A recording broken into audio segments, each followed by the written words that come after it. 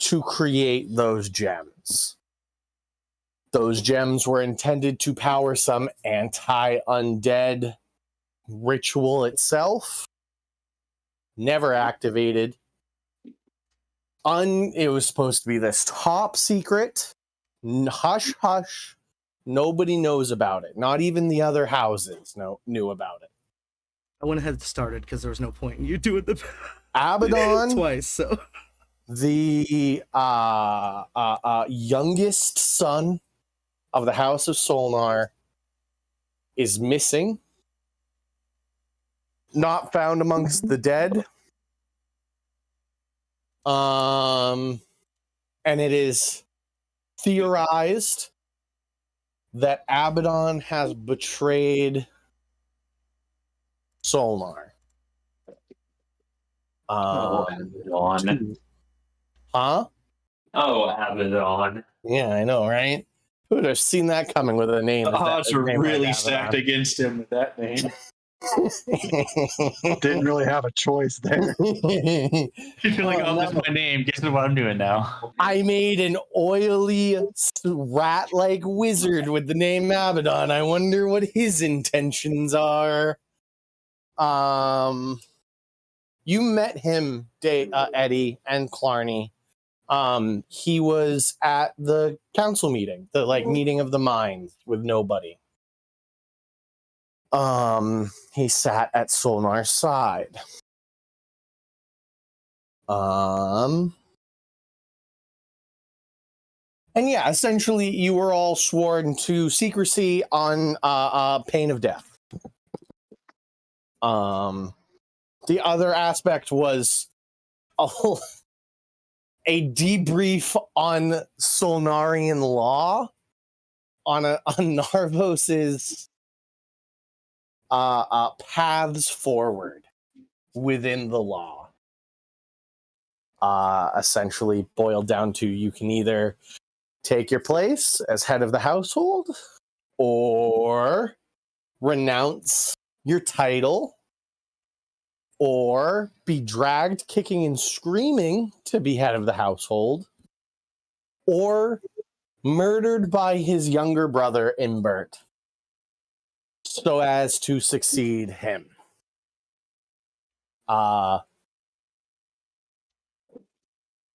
Seems like Renunciation is the one on the table. Any questions? no. Okay. Okay, Doc. Nope, no.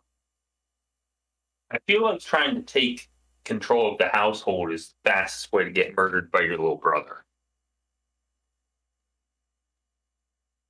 Probably. Imbert, it's one of those things where if Narvos legally took control, Imbert wouldn't cause a coup that isn't who he is.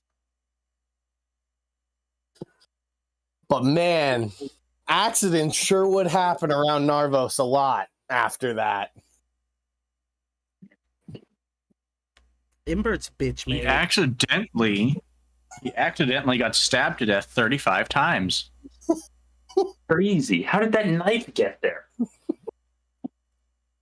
What was the thing from Mystery Men about, was it Janine Garofalo's father?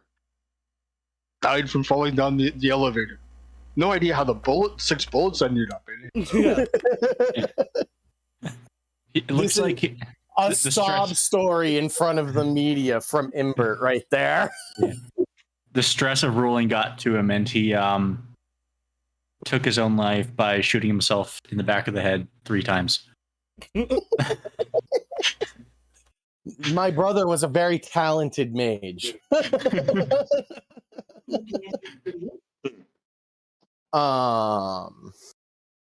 Right. Okay. Okay. Yeah. A mishap casting Disintegrate.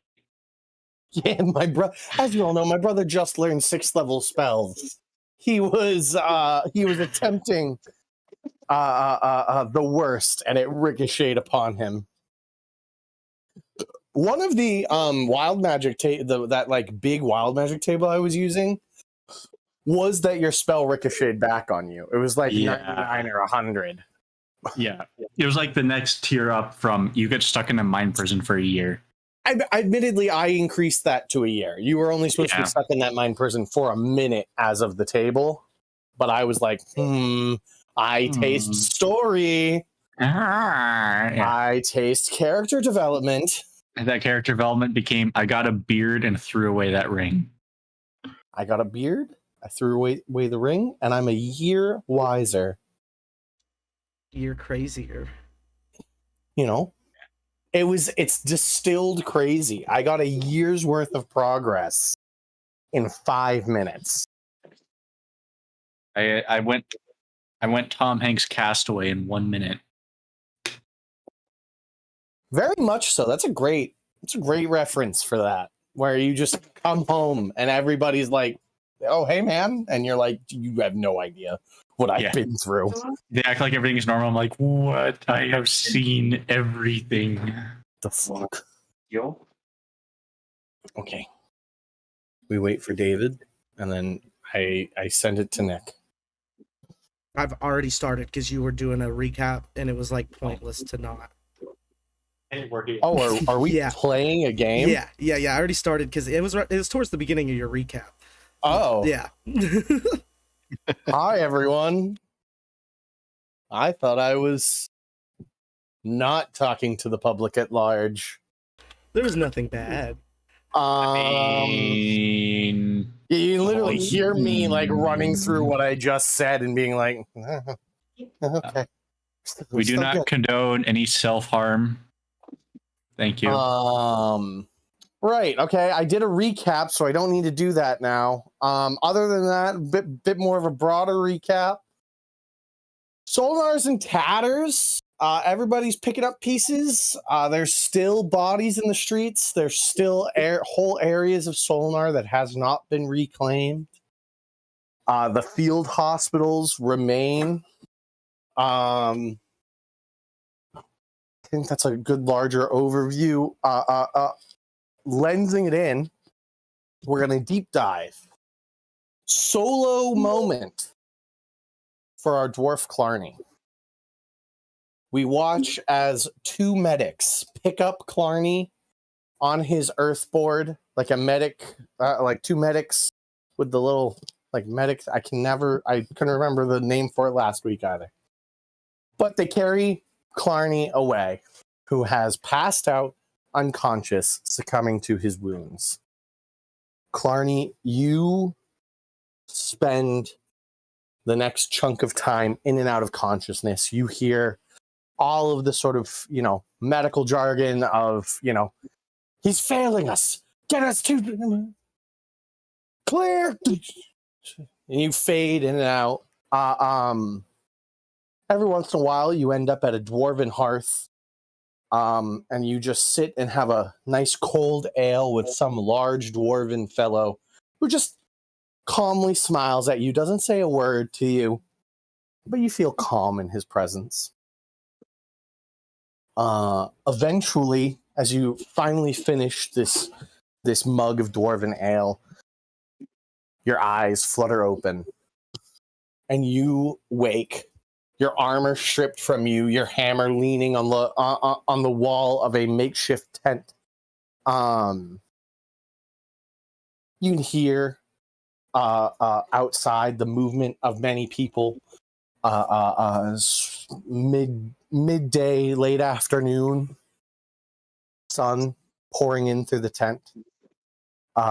Your chest is heavily bandaged. You are covered in like whitish, like they're more yellowish at this point as your bandages need to be replaced soon. But it like fully wraps around your barrel dwarven chest.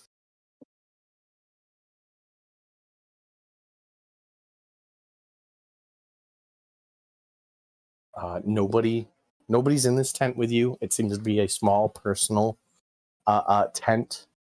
What would you like to do, Clarny? Am I able to like move pretty? Yeah, it's it's rough. It stings. You're very sore. particularly right in like the solar plexus. It feels like somebody, while you were laying down, just put cement bricks or your own hammer, like rested right on the center of your chest the whole time. So like all your muscles in your chest and your arms hurt and are sore, but you know, you can move. Can I get up and like walk outside, step outside of the tent and take a Sure. look around? We'll say what's half movement speed for exhaustion, Nick? Is it 2? It's 2, right? Yeah, I believe so. I'm gonna say you have 2 points of exhaustion, Clarny. That way you kind of you move slowly, you're very tired, you're very haggard. And you stick your head out of the tent, leaving your goods behind you just to see where you're at. And you look out and moving around a bit less frantically than they were 2 days prior when the battle ended. You stand in a makeshift field hospital, rows of tents down the way. You see people just walking by, not really paying attention to a dwarf sticking their head out. Lots of Aasimar of different types of Aasimar, elf, dwarf, orc, halfling, gnome, all the different types of Aasimar there are here in Solnar. Most of them covered in some type of blood. There's some gold, silver, white, red. Some of them, in the distance, you see bodies being piled up. I'm gonna try to gather my things. Okay. You're not one of the individuals with a bag of holding, right? I am not. Okay. So currently, you would need to put all of the stuff you fought with in battle, your earthboard, your dwarven armor, and your dwarven thrower, are all in here. It would take you a long time to put it on, and you would be essentially walking like 5 feet per round. Can I load up my earthboard with my stuff Yes. and just set out to go find my crew? Because I'm Just like sit down on the board and, and roll out. I love like that. a dwarf in his underwear, all his stuff sitting on the front, and I'm just looking for my I'm like, well, things have calmed down. Yeah. Nobody's paying attention to me. I need to find my crew. The last thing you remember is Craig on his knees. You just watched William teleport away with 4 Kingsguard. Right. I remember that. You remember that, and then just as the adrenaline sort of leaves and you watch undead start to flood away and retreat, the adrenaline leaves your body and you just collapse. Just, sheet of white. You feel the blood rush to your face and you go tunnel vision. And then it's what I just explained previously. Cool. Yeah, let's load up my board, as long as that may take me, and find my crew. Yeah, no problem. No issues there. You just tunnel. Nobody stops you. There isn't guards. Few quizzical looks at your earth board more than anything. Where do you head? Where does Clarny go? I'm gonna go to. The one I know. I'm gonna go to the shop. The shopkeeper guy. What's his name? Arcane Minded. You're gonna go to Ignath. Yeah, Ignath. Yeah, I'm gonna be like, I don't know where they'll be. Maybe that's a good start. Okay, so you head to the trade plaza. You make it to the trade plaza and you find, instead of the normal rows of hawking merchants and traders, there is now a makeshift tavern and respite that takes up the majority of the center of the trade ward.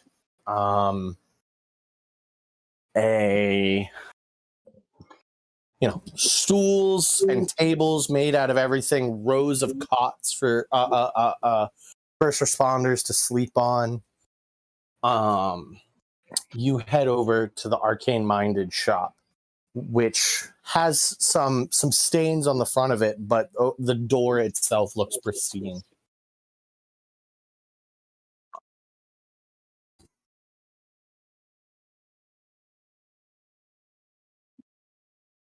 Do you just walk in, or do you knock?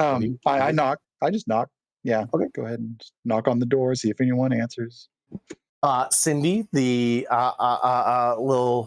desk clerk. Master Dwarf, well, lovely to see you. What? Well, you certainly look like the rest of the city does. Oh, thank you. I feel like it too. Is there anything we can do for you? Yeah, I was just looking for my crew. Have you seen them since all of this has calmed down? Master Bread was here earlier today, actually, earlier in the morning. He picked up a cloak for your captain, and they headed off. I believe they headed to the upper ward on some business with the great houses. They have been in and out of the makeshift tavern in the center of the trade ward, though. So I assume if you wait, they shall return eventually. Okay, thank you very much. No problem, Master Dwarf. I'm going to head to the tavern, the makeshift tavern. Okay, you just roll over on your earth board and set yourself up to wait for your friends there. A large ale, too. Yes, that is brought to you, no problem. Do you ever check underneath your bandages, this like heavy, almost mummy wrap that you have around the center of your chest? Not yet. I'm not really interested in that yet. Okay. Cool.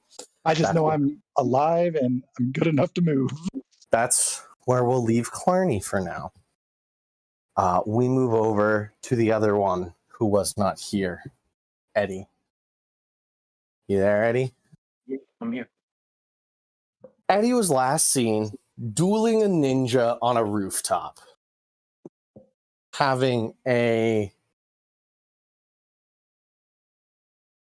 what's the word I should use here?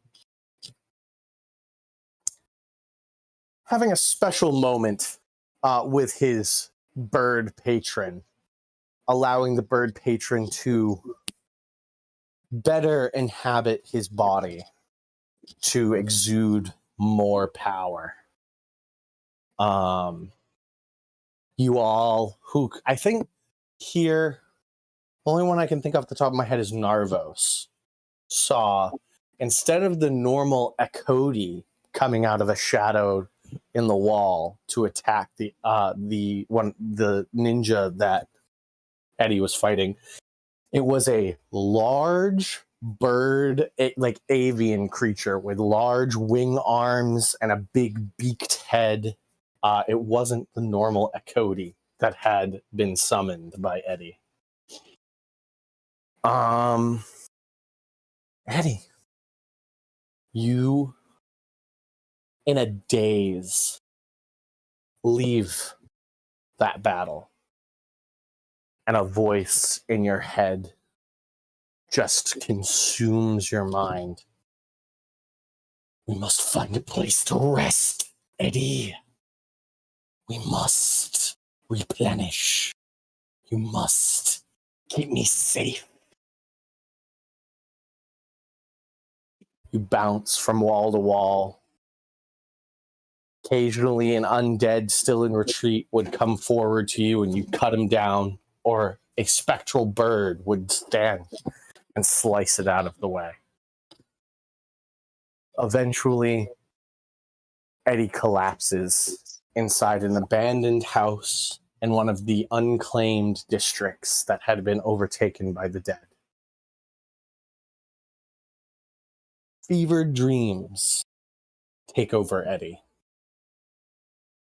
Dreams of a long-lost civilization. Birds flying through the sky. People all speaking bird language, Arrowknee. A much more lifelike looking big bird stands in this vast temple filled with scrolls and books. A wizard of his own right, an archmage of his people. Eventually, there's a crack of thunder, lightning outside as the day turns to night. Rain sweeps across the steps of the temple. Darkness, but a crack of lightning lights up, and suddenly there are many humanoids on the steps of the temple. Another crack, and they move closer. Almost, you don't see them move unless the lightning strikes. The final third crack, and they are close enough for you to see the fangs in their mouth. Vampires all. The screams of the dying of the city below. And then Eddie wakes up. Fully long rested. The bird silent and asleep within you. It is unknown how long you've been asleep, but it is, you look up at the sky sometime mid-afternoon. You wake up in like a pile of rubble.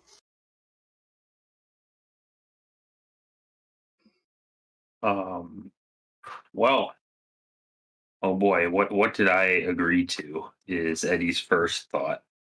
What did I just agree to with that deal? Big Bird, are you there? There is no response. No response? Okay. Well,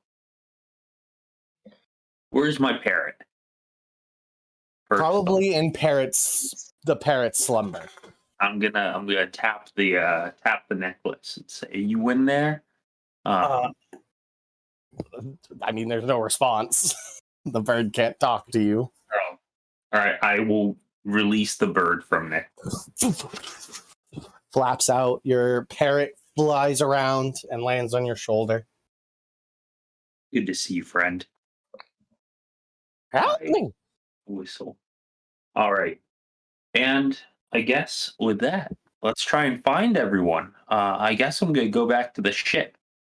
All right, so you go to the ship. All right. You Hey guys.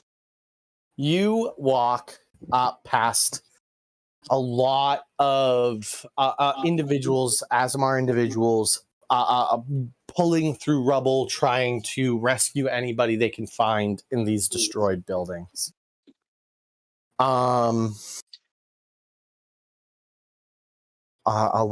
There is still a lot of like screaming and yelling and crying in the streets. Bodies still litter both the undead and Azamar who have fallen and have yet to be recovered or identified. On my way walking to the ship, if I notice anyone trapped in a building, right? Like I can see them, they're just under some rubble and they can't get out. I will go over and try and get them out. I think most of the obvious ones have been. This is you have that thought, and you notice a lot of moved rubble in places that obviously had trapped individuals and that could be easily found. Now you assume that while people would prefer to find those still alive within the rubble, it is probably more of collecting the dead at this point. You walk to your overturned ship at the edge of the destroyed dock ward. Oddly empty, covered in bodies of the dead. Oddly silent, I should say. Covered in the bodies of William's undead army. There is an obvious 30-foot area that just seems mostly clear of this carnage, that you easily assume was where the group of the army that had requisitioned your boat at the start of the battle held their ground and were either overrun or told to move positions eventually. 2 ballista still sit fastened to the edge of your boat that were requisitioned by the army. One of them is completely destroyed in tatters. Other than that, boat sits oddly silent. The dock ward also oddly silent. You look out at the ocean, a place you're familiar with. You grew up in a port town on the other side of the ocean. It is odd to see the posts sticking up out of the water of the ruined docks. Not a single boat remains in this harbor. Well, no boats here. My party isn't here. Well, next place. Eddie's gonna do a little carve. He's gonna carve on the ship, on like the door. A very important message. Gone to bird shop. Okay. And Eddie's gonna go and check out the bird shop. Okay. Eddie heads to the aviary. You head over to the aviary. Same thing finds you. You do pass one of the field hospitals at this point. A grim sight. A lot of tents. A lot of blood-covered clerics trying to help those they can.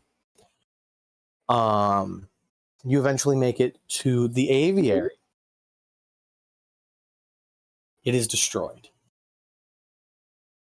Nothing but rubble remain. Eddie's fallen to his knees here. This is a tragedy.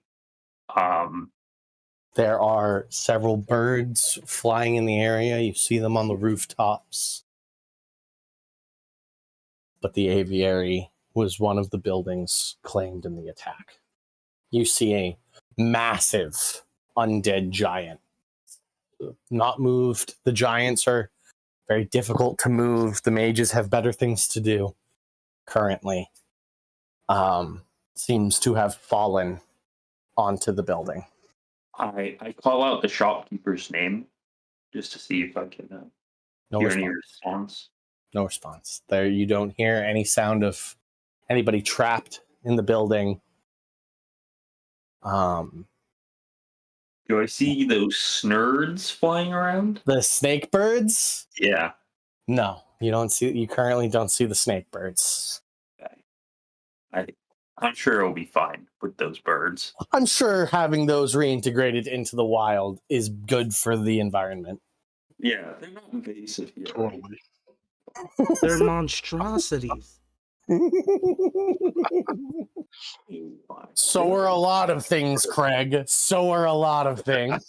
To their core, they were good birds. Okay. Man. It's dark, yeah. Like, this is a grim, dark time.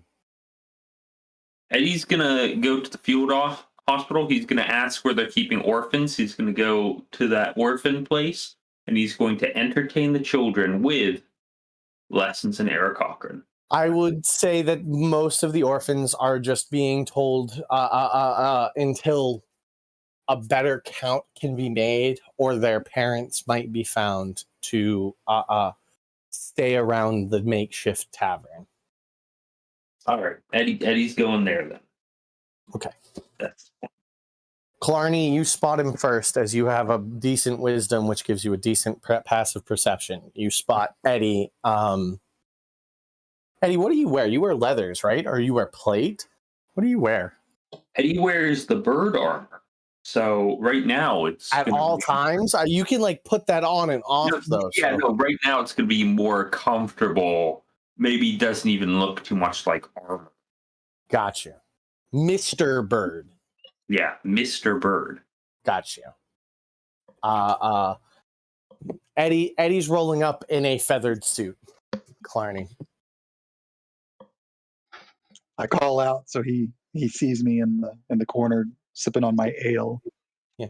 And you see your dwarven cleric, no armor on, sitting on his earthboard with a mug of dwarven ale, barrel, chest, yellow to brown bandages at this point.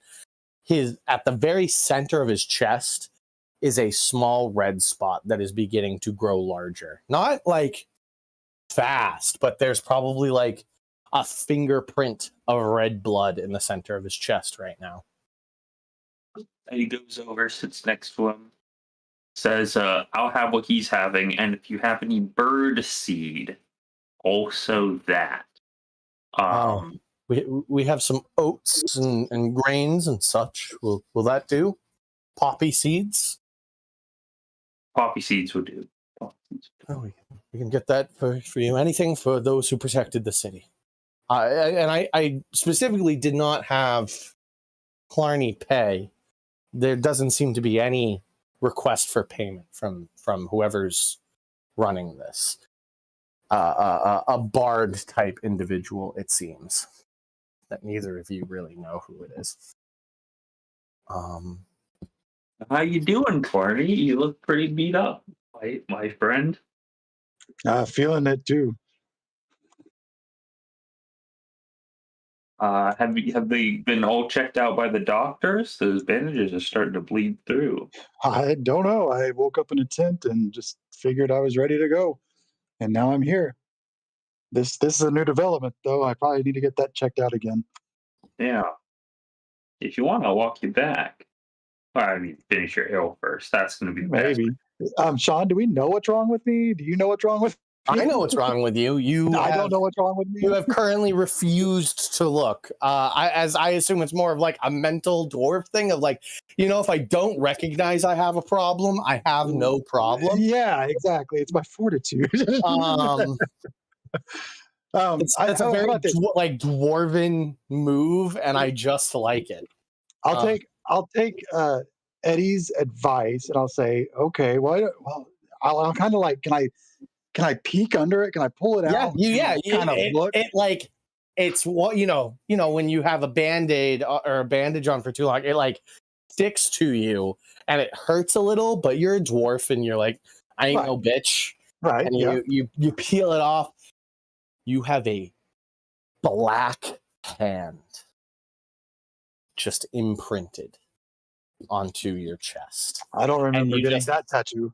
You just suddenly have this flashback to that ninja putting every ounce of his life force into the palm of his hand and just right to the chest. And right at like the center of your chest, there is still like an open necrotic wound that doesn't seem to want to heal.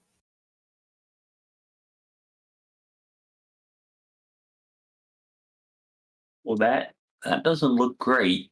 And like when he peels it back, Eddie, you see like the Tony Stark black veins rippling out from it. Contained for the most part, but something is corrupting Clarny from the very center. I think we gotta seal this thing.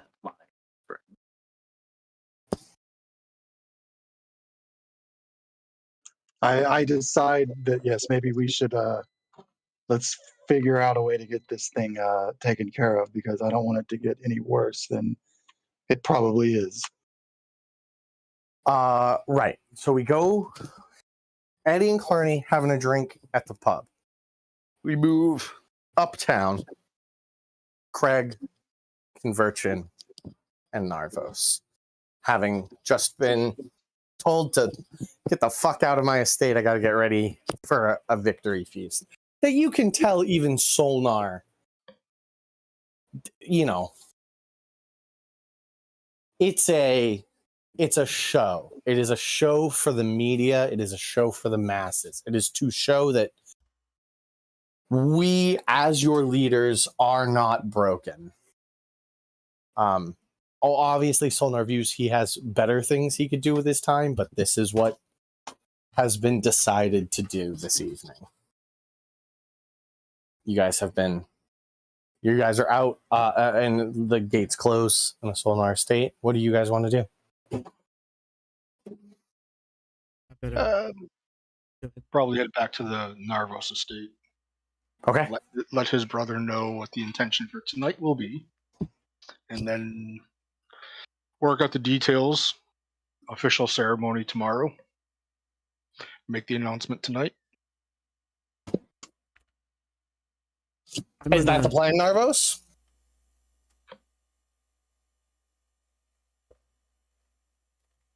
Narvos? Yes. Sorry.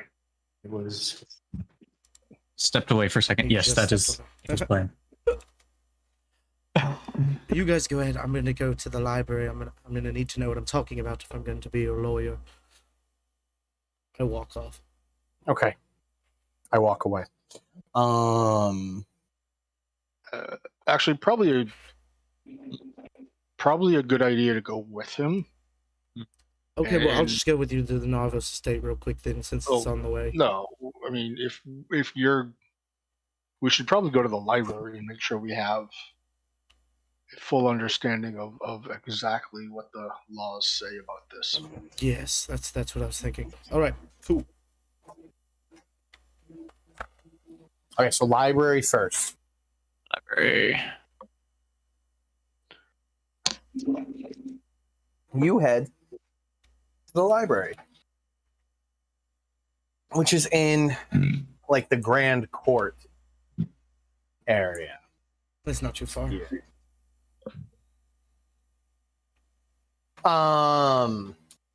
It is, as you get there, not open. The doors normally wide open at all times of the day until pretty late at night. Are shut. I'm gonna. Is there like a glass on the door? Like, could somebody see through it if they were inside? No, it is. I imagine this is like a big, almost Gothic building with huge, singular carved doors, and like, what's that type of glass? Stained glass. Like, there's murals of like the most recent mural is of Alexander Dumas's defeat of Chillingdoo. In one of the big windows in the library. It's essentially the Library of Solnar is a temple to the history of this city. Well, I'm gonna bang on the door. I also have my badge in my hand, my detective's badge. Okay, so you pull out your detective's badge. After not too long, a mousy monk individual creaks open the door. You don't see him like push it open with his physical strength. It just seems to open, and then his head, like just a little bit, and his head peeks through and goes, Master Craig, is it? Detective Bread. Detective Bread. I just need to get some quick books from you. Just anything you have on renunciation, please. Renunciation. That is an oft unused bit of Solnarian law. Who are your compatriots? Well, it's gonna get out tonight anyway, huh? Yeah, sure. This is Master Narvos. Immediate genuflex, like begins bound. Narvos, my lord. It is wonderful to make your acquaintance. You're fine. You don't need to. Nice to meet you too, but you don't need to do all that. And then he turns expectantly towards Conversion. This is Go ahead. Captain Conversion. Wonderful to meet you, Captain. Please, any friend of Detective Bread is a friend of mine. This is a little halfling monk that is usually your contact in here, Craig. His name is Zenis Fran. Dennis Fran. Zenis Fran, Fran. he is not Azamar. He is just a little halfling. Has no like gold markings or anything. But he ushers you in and brings you to the section on Solnarian law and begins pulling a couple books for you. Renunciation, yes, has not been done in a couple hundred years. I believe the last one to do it was of House Ophiel, and was the elder sister of the current matriarch. What do you need to know about renunciation? We need to know the specifics. We plan to have a ceremony tomorrow. Right. So signed papers on the heir and the second born must be drawn. Do you have an example of the last one used? Personally, in copy, no. Okay. These are usually personalized for the occasion. I believe ages ago, House Carlyle forcibly renounced one of their heirs, but that was many centuries ago.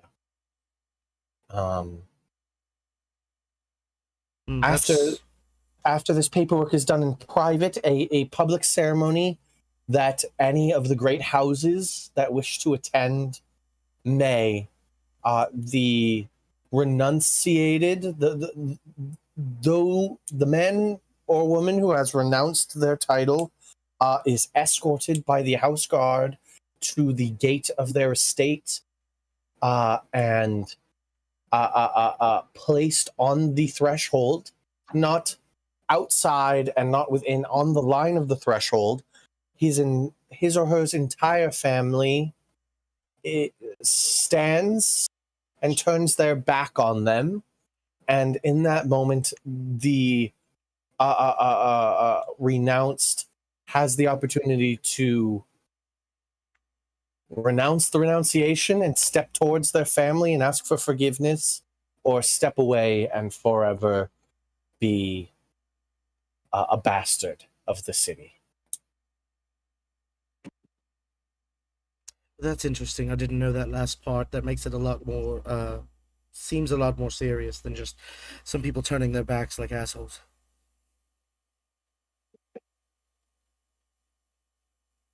This is an ancient tradition, not often used. Most members of the great houses view it as a privilege of their lives to serve as the heads of their households, raised to do so from a young age. Could a petition be added to it or a subcontract within it? These are, well, moments of the law, more informal and ceremonial in their holds. Yet they still hold legally, yes? Yes, they are legally binding, but to add trade negotiations or any other such addendums to such a deal would be seen. What if it was listed as a sub-renunciation? Like somebody from the family renouncing some property they had. I believe that would have to be its own separate occasion, signed by the new head of the household on its own. As, please forgive me, my lord, but I assume this is about you. Yes. He, until the moment he turns his back and leaves his property, in fact, everything, master, oh boy, this is confusing. The current master, he's the I believe his name was Imbert, correct? Yes. Currently, you have invalidated everything he's done as in his time as heir apparent. Your return invalidates everything that has his signature currently. So would Narvos have to go through anything to do a renunciation of property Narvos owns at the moment? Or could he just do that before we do the renunciation? It's his brother would be within complete rights to declare any such moves as against the wishes of the family. That's fair. As an attempt to destroy the legacy of the family on his way out. Okay, here's how I see it then, Narvos. We force him to do what we need him to do before you do your renunciation. Otherwise, you take your throne, and then you can do it yourself, and that's what we'll tell him. But really, we don't want that. Oh, yeah, I don't think anyone really wants that. Thank you, my sir. Oh, anytime, Detective Bredd. You are always welcome. Sorry the doors were closed, but most of the monks are out aiding the city. It is truly only me and the more elderly up in the upper cloisters that remain. They got in you the watching library. the old people. Yes, and I'm of course reading my stories and whatnot. I am not one for manual labor. I understand. Well, good day, Zinnis. With your insight, you recognize this is just a man who has lived his life in a library, in many different libraries, and he's a bit of a coward at heart. A bit of a homebody. His main skill is the Dewey Decimal System. Truly. Yes. Truly. I think specialization as a librarian is a perfectly reasonable thing, and expecting this guy to be a warrior is a little harsh. That is precisely his thoughts, too. Right. Generally, if you used command to tell somebody to alphabetize, it would take them a while. Him, it would take like 5 minutes tops, maybe. Yeah. Right. What is the next step of you guys?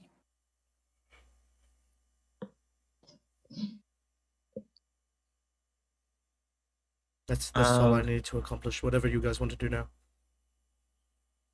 Well, I think we should do what we just discussed, and then I think we should probably try to nicen ourselves up for tonight.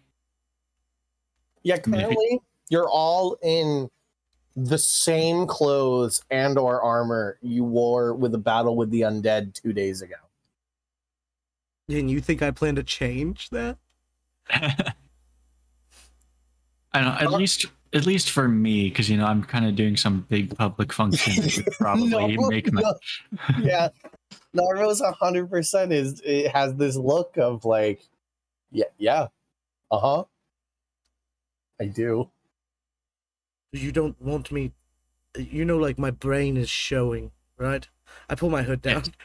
It's just brain. You just want me to just... I mean, You can get I a don't nice know. hat. Yeah, we'll just give you a fancy hat. I don't know. All right. I know what I want to do. The rest of you are welcome to stay as you are or get something fancier to wear. But I am going to be doing something very... Tell me if Yeah. I'm wrong, Narvos. You are going to have one last night as the heir of House Narvos. Basically. Yeah, and like both of these individuals have a high enough passive insight to register that. I understand. I'll be fancy for you, but I still need something to cover my missing lips. We just go to like a prop store and get you one of like the fake noses with the glasses and the mustache built in. We could get an elegant ball mask, right? Yeah. There we go. All right, I'm in now. Phantom of the Opera, that shit. We should find whoever's going with us first.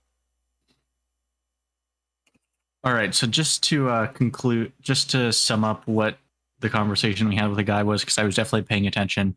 For the ceremony itself, I can either step back towards the family, or if I step the other way, what is exactly that process that happens? Because I like spaced out. You are placed by the house guard on the in the line of the gate, like where the gate closes.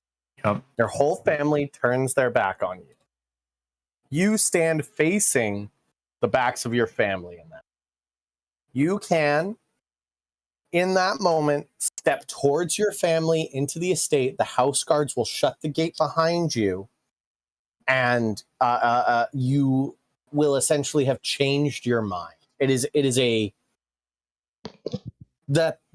great houses of Solnar truly don't believe that most individuals would want to give it up. It is such a familial structure that this is a final, like, are you sure moment? Or you step out into the street outside of the estate, the house guards shut and lock the gate, and you are a bastard of the city. Okay. That's like the big moment of the ceremony.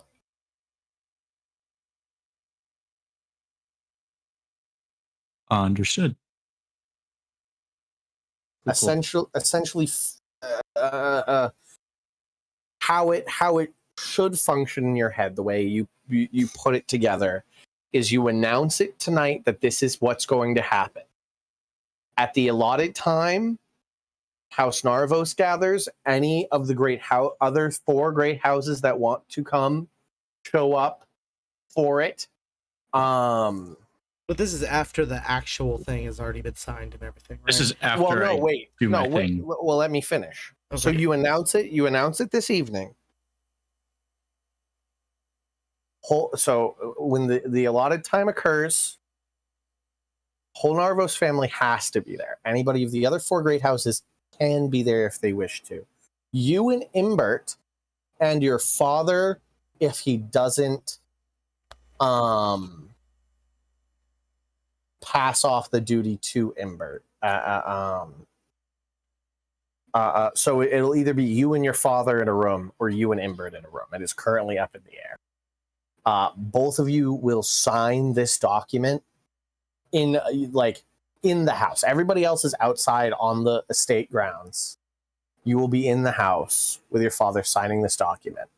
You two then come out of the house, and then the event I've just described happens. That is how the ceremony occurs, the step by step. Okay. But we need to make sure before all that happens that he signs a document giving away the Thieves Guild, renouncing any claims to the Thieves Guild that the Narvos family has.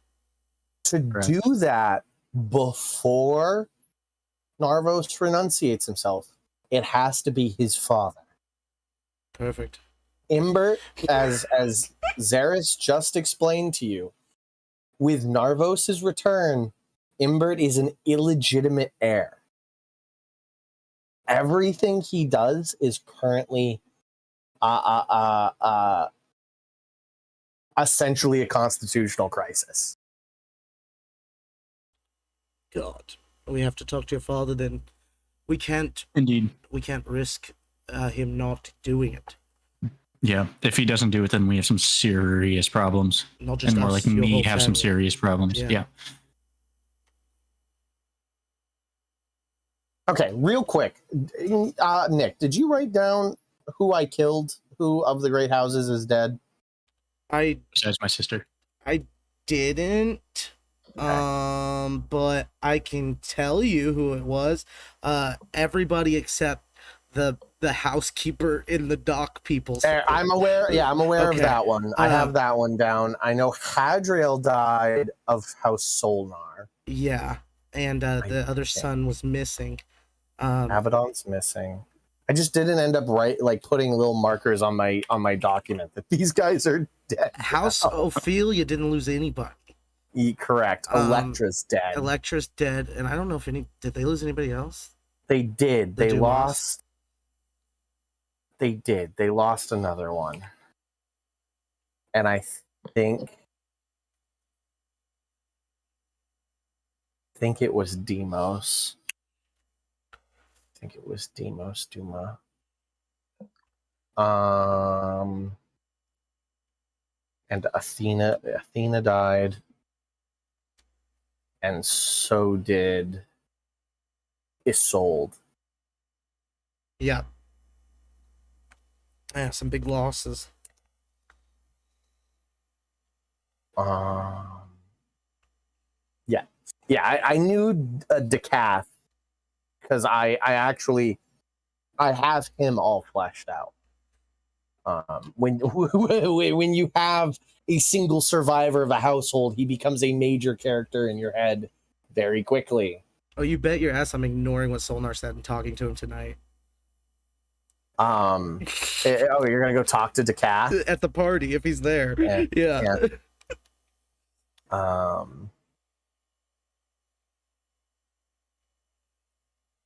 Cool. Okay, so we need to talk to your dad. Should we get the rest of the party first, probably? I mean, yeah. I'm above the. Am I even invited? Did I get an invitation? Personally, no, but you don't know what they're talking about. Right. Okay. Like, you have no idea. An invitation. You and Eddie are hearing the beginnings of rumors about some sort of victory feast occurring in the that the great houses are having, and that come morning the leftovers should be provided to the populace. There's like a murmur of excitement, and there's a few corners in the tavern of grumbling discontent and general, how disconnected can they be sentiments. But for the most part, most individuals are just happy to hear that a sense of normalcy is occurring. Eddie would like to teach people in the tavern how to speak bird now. He's going to go up to people and he's going to say, hey, I know times are tough, but one thing I like to do when times are tough are to improve my skills with bird language. So how it works is I teach you how to speak bird, and you feel happier and more fulfilled. Okay. Before we do this, lingoing the shit out of everyone. Before we do this, you three, you're heading back to the trade ward, right? Mm-hmm. Yeah. Okay. Perfect. Eddie, this works on some individuals. You get a lot of kids. You've got the several kids, several of the more wizardly types that are just sort of tired, but when you speak of a long lost language and teaching them it, they kind of perk up and are happy to learn. Eventually, Eddie, you come across your next table. You've just been kind of going down the line of these tables. Clarny, you're on probably your third drink, sort of, drinking to the Allhammer, praising Moradin for another sunset.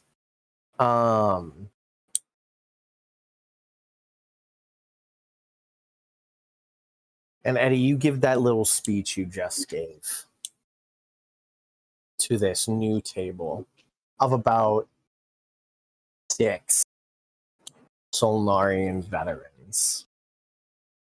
Several of them just white knuckling their ales, looking at the ale. Kind of give this speech to them. And the one standing closest to you abruptly stands up and pushes himself away from the table knocking his chair back.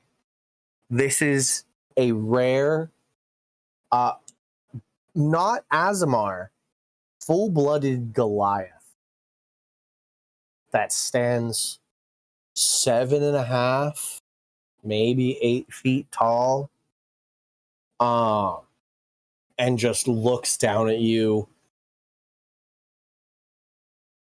Piss off.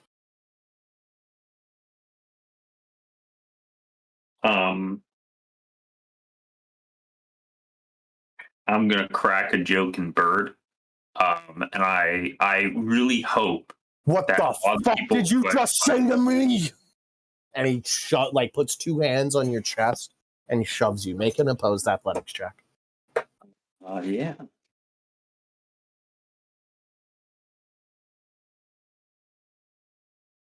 That is that.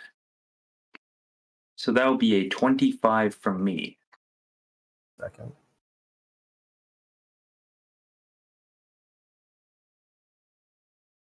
A. That's a D. I need R.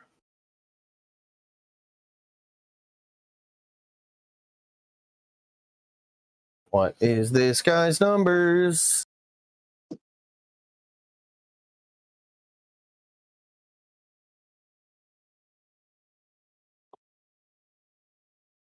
There you are.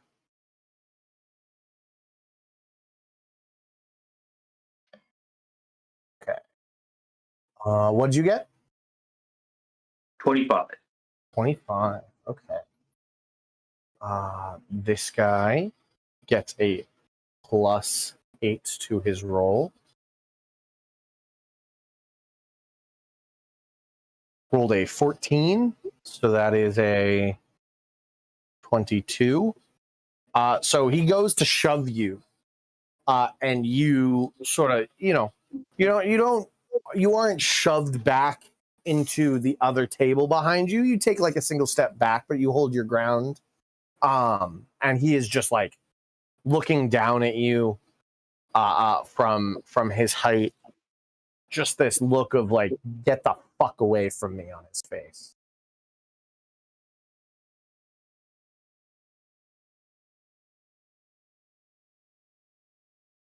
All of his buddies, the 5 other individuals at the table, are like looking up from their drinks at you and are just curious about how this is about to unfold. You don't see any like movements. Most still have both their hands on their mugs. Actually, roll me a perception check.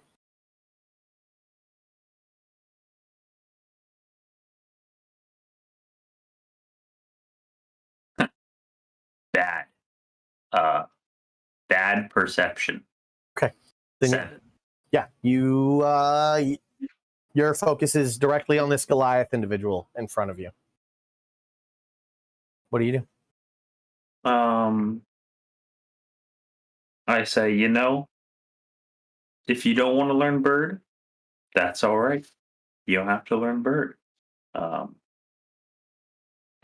I am going to make an echo across the room and just walk away from this guy.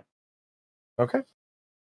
He like spits on the ground as you leave and says something in Giant that you don't speak Giant, so you don't understand it. And the individuals at the table with him kind of like laugh and snicker as he sits back down. On to the next table. Doesn't Clarny speak giant? I do not.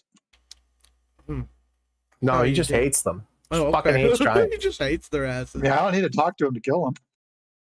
Fuck those guys. Yeah, you move along. At this point, the 3 of you show up, and you see Eddie being Eddie in this tavern. He's got a group of like 2 or 3 wizards sitting at a table. They look like they've been tired from moving rubble all day, expending spell slots, and he is teaching them the ABCs of Bird. In the corner, kind of stridering it, you see Clarny on his earth board. All right, I'll if they've got somebody going around bringing drinks, I'll go sit with Clarny. Yeah. Otherwise, I'll go to the bar and get Yeah, a mug of easily something. done. You are a recognizable figure after spending several days at the field hospital and coming here. An individual comes over with the same drink you've ordered every time, one for you and Velran.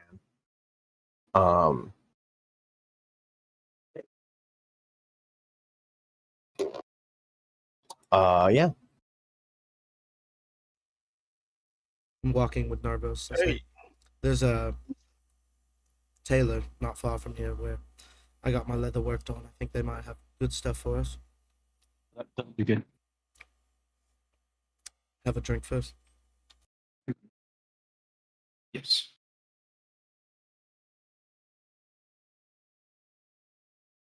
Good to see you on your right there, Clarny. Thank you. I'm glad you all made it. Are you shirtless? I've got these bandages. Did you put new ones on? No, I woke up and just came here. Are you alright? No, and at this point, it's now like a $50 of a circle of blood in the center of that bandage, like at the center of his chest. Probably should see about that getting taken care of a little bit more. Yeah, me and Eddie were planning on going and taking care of it, but he's trying to teach the people the language of birds. What do you think we could get, like a greater restoration?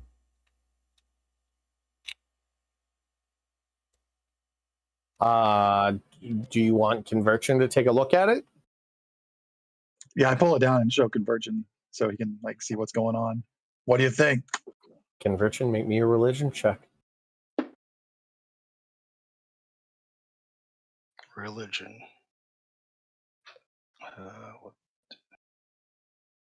18. 18.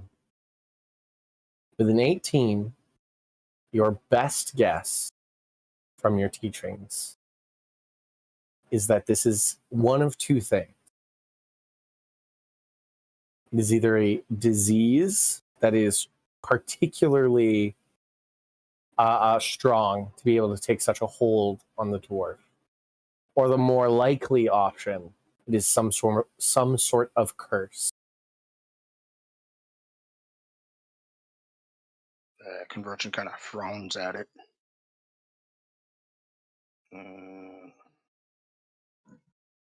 It's going to take some effort to deal with. Has he been mocked?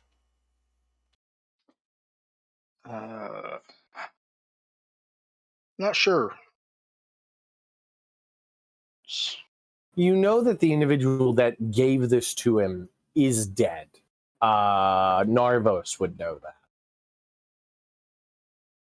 Narvos dusted it. Well,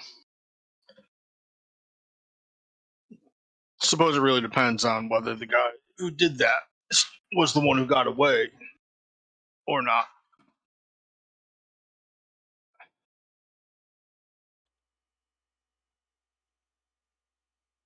The cleric got away. Yeah. I don't know about the other ones. Eddie was fighting one on a roof. That was probably the one, wasn't it? Figured Narvos. you guys would have dealt with that one. Narvos. Yo. You know that the one that gave Clarny that handprint, you dusted with a firebolt. Yes, he is. He got boomed. Okay. He was basically, he put everything he had into hitting Blarney. And once he hit him, he was kind of not super alive. Let's see. It still worries me with William out there. What could you do to get rid of it? I was going to say that sounds more of a curse than a disease.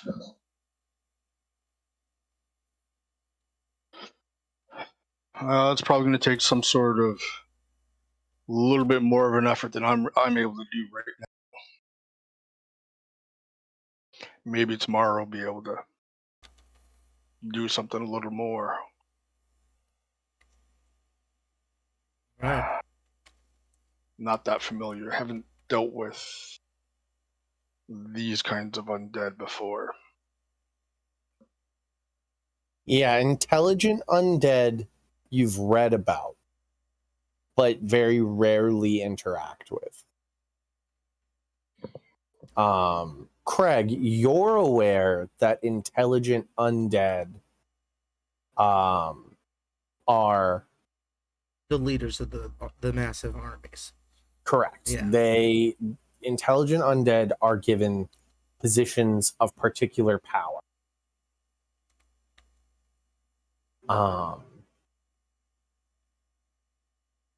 Usually they are intended to be intelligent undead when they are raised. You are one of, if not the first, that willed themselves back into their bodies, essentially.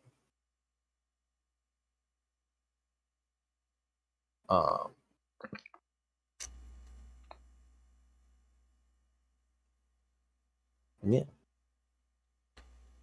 Can you move, Cloney? Are you all right? Like, you slow? I used my board to get here mostly.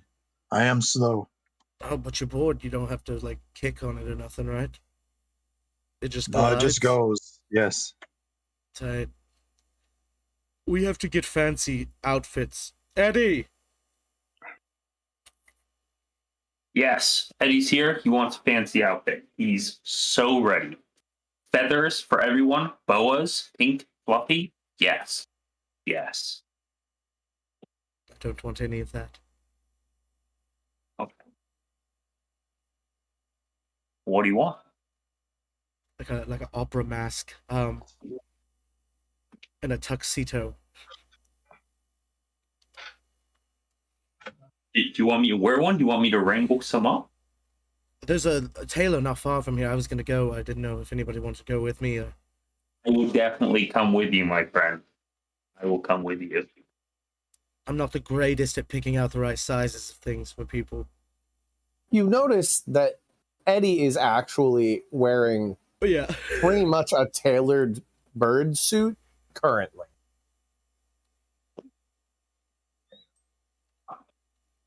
Here, we can use my armor to show the like as we're walking. Why don't you tell me exactly what you're envisioning, and I will form the bird armor to that shape. And then when we get there, we can ask for one that just isn't yellow, or one that is yellow. Nice. Yeah. Anybody coming with us? Yes. Yeah, might as well. Cloney, you can take your ale to go. Yeah. Yes. Let's do it. Okay. You guys head to the tailor shop. Now, to simplify things,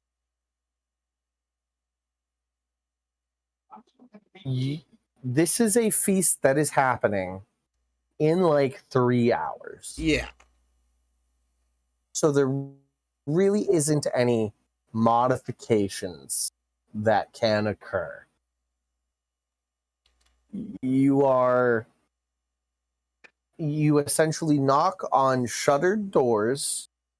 An individual comes up and tries to shoo you away, and I'm sure one of you pulls out a bunch of money, and they begrudgingly let you in, and get you all. Hey, actually, while he's doing that, I hold up a finger. I'm like, hold on, I actually have another idea. You guys go ahead. I'll be right back.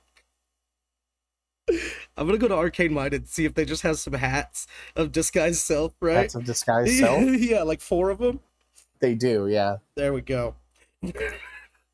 Okay, so change of plans. Let's go to Arcane Minded and buy 4 hats of disguise from like the knick-knack part of Arcane Minded. Give me 400 gold, 100 gold each. You have 4 hats of disguise. Do hats of disguise require attunement? I think so. Which is fine. We're going to a party anyway, right? Yeah. Yeah, I'm gonna pass on the hat then. Yeah, hat of disguise requires attunement. Okay, you're passing on the hat. I'll take 100 gold back. I mean, you can give it to Velran. Velran, sorry. I'll put 100 gold back in. Mm. Narvos, Velran actually, like, excitedly puts it on and changes to make him look like essentially Velran, but he's now a high elf.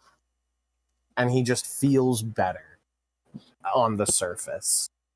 He's like, man, this is good. I mean, you walk around with another drow, right? So,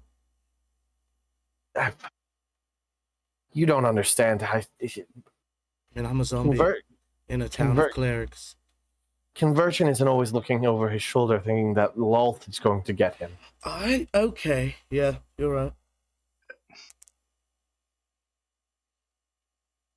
But actually, you don't know that. You don't know Conversion's past. He kind of looks at you. Velran kind of gives you a look, Conversion, and shrugs. Yeah, conversion kind of like, yeah, I understand. Clarny, you taking a hat? Yeah, I'll take a hat. Narvos hat? Alright. Right. So you guys get the hats, take a short rest in the tavern to attune to these items. I give 50 gold to the tailors for bothering them. Cool. They seem to yeah. This is acceptable. Right. The time has come for you guys to walk from the trade district back up to the upper ward.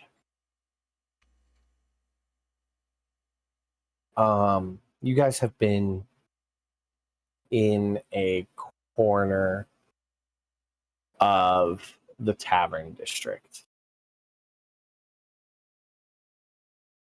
I guess it is called the tavern district now. It's the trade ward, but it's essentially just a big tavern right now.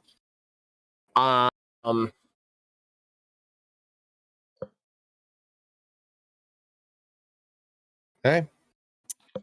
You guys walk back up to the Solmar estate.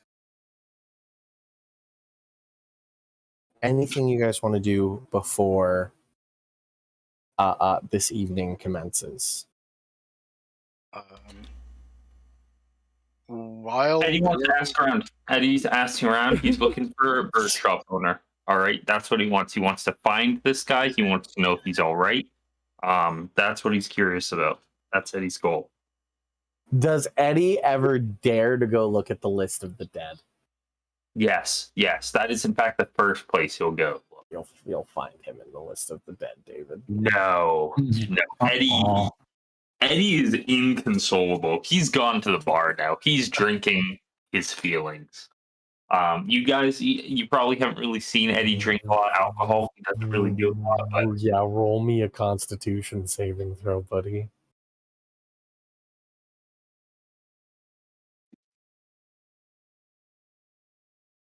come on.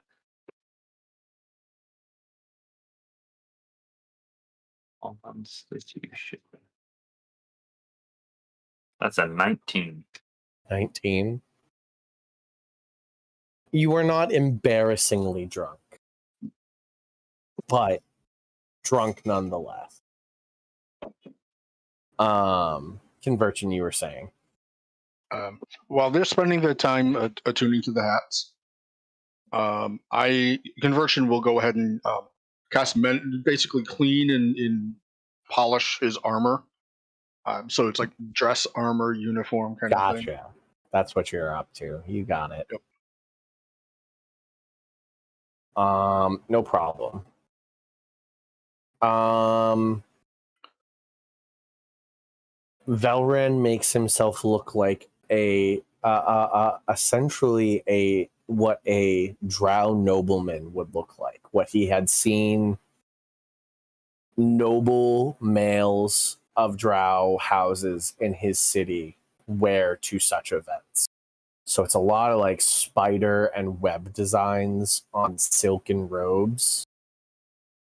I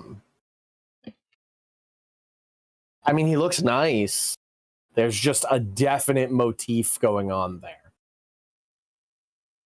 But you do see this sort of like sense of like him spinning around and looking down at his clothes and being like, just like the look of somebody who never thought he'd wear something like that. Okay. You got to remember, it has been maybe half a year since you pulled him out of the Underdark. Yep. I look like I have a all black tuxedo, but I have a cape that's like clear and has veins in it, and it looks like I have like a fencer's helmet on, but the front mask is like a ton of black glass semicircles all connected to each other. Very cool. Darvos and Clarny, what do you look like?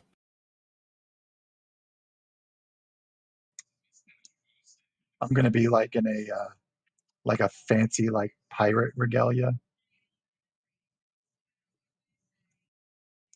like the pirate shirt from Seinfeld, but fancier. Okay. With a cool pirate hat and everything. Okay. You essentially look like one of the members of the Sanctuary of the Black Spot. Sweet. And Narvos, what do you look like? So I would make myself look like more or less like my beard and everything's facial structures can be the same, except I'm gonna have my hair back. I'm just gonna look like how it was when I left the city, which would have been kind of longer at the point, like a slightly shorter version of Obi-Wan's hair from episode 2. And then underneath is basically just going to be a nice blue, kind of like not like too dark of a blue, but also not powder blue. You're asking a colorblind guy to do colors, and I can't do that. I don't know why I decided to give myself that challenge. But a nice loose or a nice kind of more form-fitting shirt type deal with some looser sleeves, red accents, and then a nice, very fancily engraved and detailed breastplate over the top, like with gold accents. Cool.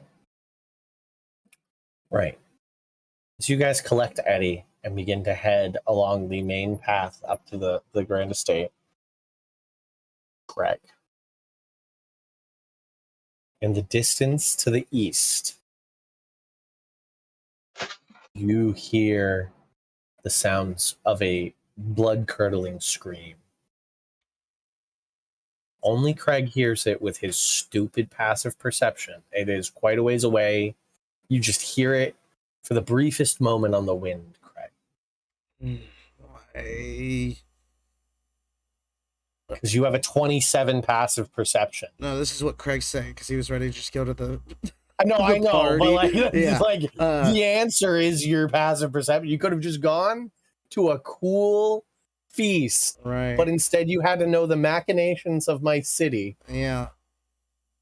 And it sucks because I'm not attuned to my quiver or my armor. All right. There's the scream. I must protect. I start running that way. Must protect. Must protect. Does everybody follow? Conversion's kind of like Craig's already Yeah. running. and starts. And Cody. Okay. Eddie makes an Akoti, follows after. Conversion sort of flusters Valren turns, does the same kind of shrug, and begins trotting off after Craig. Yep. He's like, And Narvos and Clarny, that leaves you two still just standing there. Well, I guess we're taking care of this before we go do all the fun politics. You know, get all the antsy adrenaline and nerves out before you deal with politics and my dad and everything. It's always good Let's to do be- it. It's always good to be fashionably late.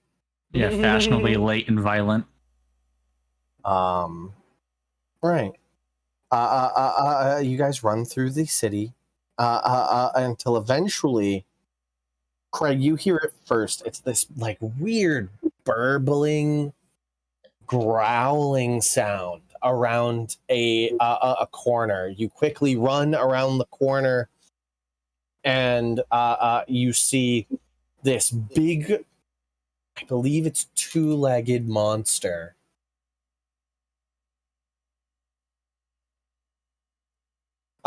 With three massive tentacles and this huge, like crocodile-like maw. Its tentacles pushing into the rubble of a building it's trying to break into. Around you, civilians and like the first responders, the cleric types that were trying to like gather the dead, are just fleeing away. As you know, it's late in the day. Most of these individuals spent their spells helping people already. They're tapped. Mass exodus around you, and you see behind it, on the other side of this building, another one of those creatures crunches around the corner, sniffing with its massive jaw. And we'll take a break right there. All right. Ta-da. Oh boy.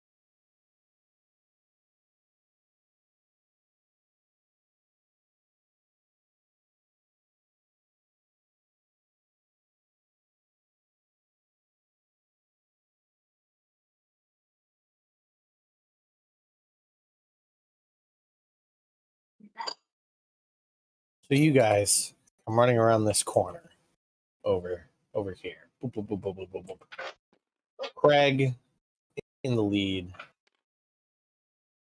Everybody else briefly behind Craig.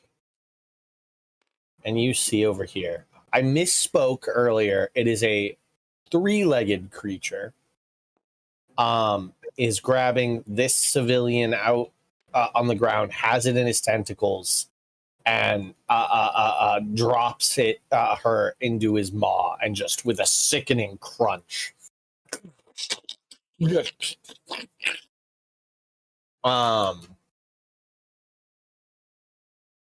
see as that happens the beginnings of another one of these creatures coming around this corner. And we can roll initiative.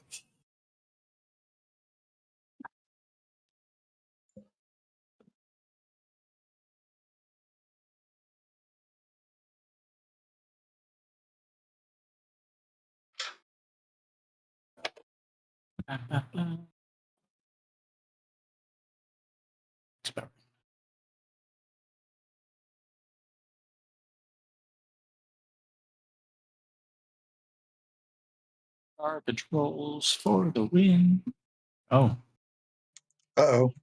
What's your dex? I think I probably have a higher dex. Eddie, is that your score? Mine's 14. Yeah, mine's 16. Eddie, is that your score? Mine's 42. And I'm just waiting on conversion. All right.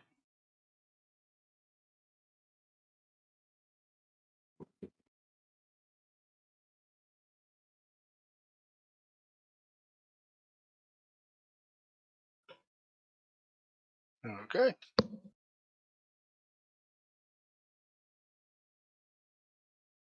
Okay, Eddie, you're up first. All right. No thinking. Hey, Cody, get him. Sick him.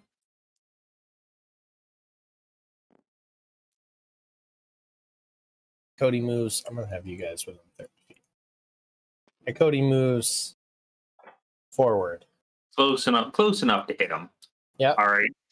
And Cody's just gonna hit him. Just gonna hit him 3 times.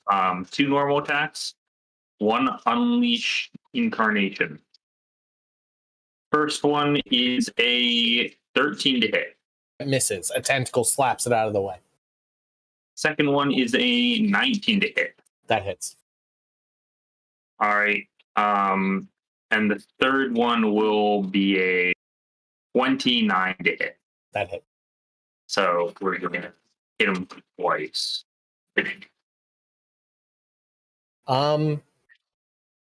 Actually, Eddie, Yeah. roll your damage for just the first one. 13. 13 points of damage. Full damage. The you do you use your whip or your katana with the echo? That actually does matter. Actually, that does matter. Did you use your whip or your It's katana? 2 different kinds of damage, isn't it? No, it's 2 different ranges. Oh, I thought it's the same dice roll. Whip is longer range. It's the same damage, but whip is Which did you do? 13. 13 bludgeoning. This is great. I've asked you 3 times. Which weapon did you use? He said bludgeoning. It's the whip. Okay. So The whip. Use the whip. 13 damage bludgeoning. Okay. Is my mic getting through here? I've said this like 4 times now. Cool. Well, the second damage. Second damage is also 13. 2 strikes with the whip. Just sort of like hits its toothy maw.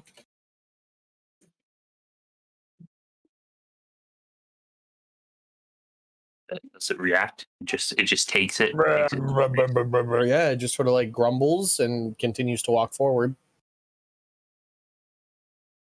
All right, that's Eddie's turn.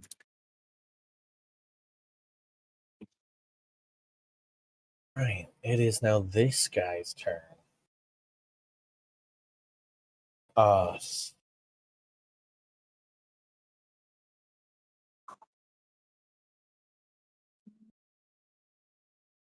You watch as its tentacles seem to like flare out, and every one of you gets this emotion, this feeling of hunger and just ravenous hunger, and it completely ignores the echo as it just charges forward.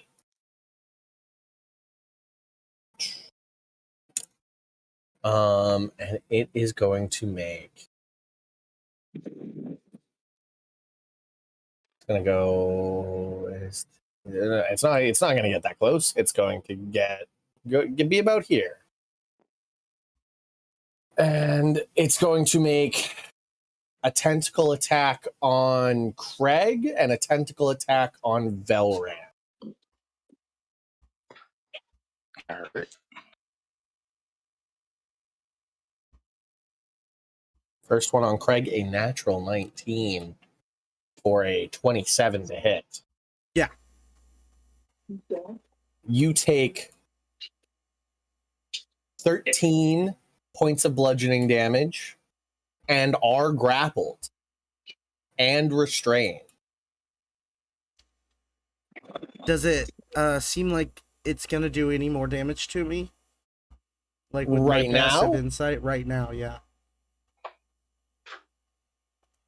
Well, currently, let's wait for this single moment to resolve as both tentacles strike out at Velran.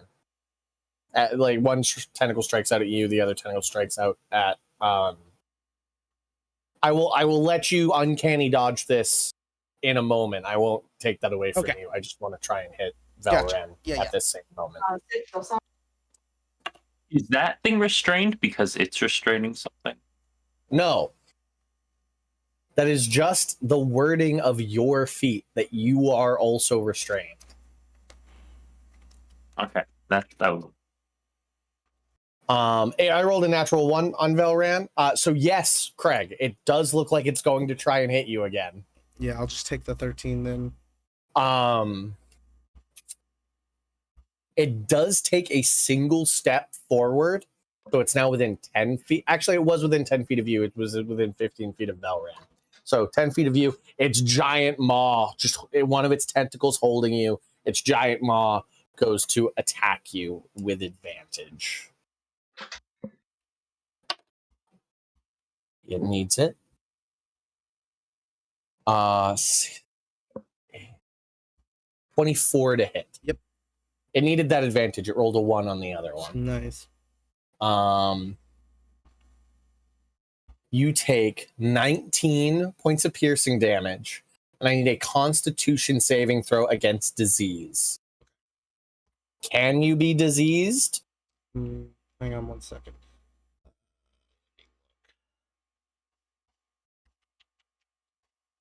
Don't breathe, sleep, eat, drink, resist poison, gain advantage versus poison, disease, and death saves. So I just have advantage. You have advantage against this disease. And I rolled 2 14s.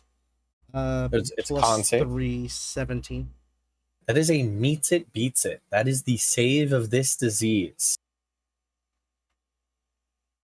So nothing happens. You just feel like this just fetid, rotten teeth dig into you. Okay, I'll take 9 damage on that one and blow my reaction.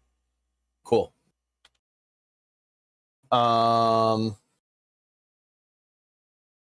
That's its round. Next up is Conversion. Okay. All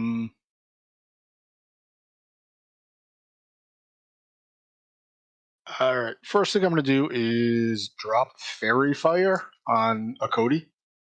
Okay. At Cody, I need a dexterity saving throw. My intention is to catch both of them with it. One fails. The other rolled a natural 19, which is it's just a 19. So does that save? Yeah. Okay, so this one saved and is not affected. This one failed. Okay. 10 for the saving throw. So Cody is also a glitter bomb. A glitter bomb. Yeah, he can't go invisible and everybody has advantage on him. Okay. Anything else, Conversion? From me, no. What about Velran, who was just ducked out of the way from a tentacle? Yep, he will go ahead and shoot at it. Which is a fantastic thing that he just hit level 12 because he took crossbow expert. Nice. All right, so he's going to go ahead and shoot at it. And let's see. I fucking love that for him. Yep.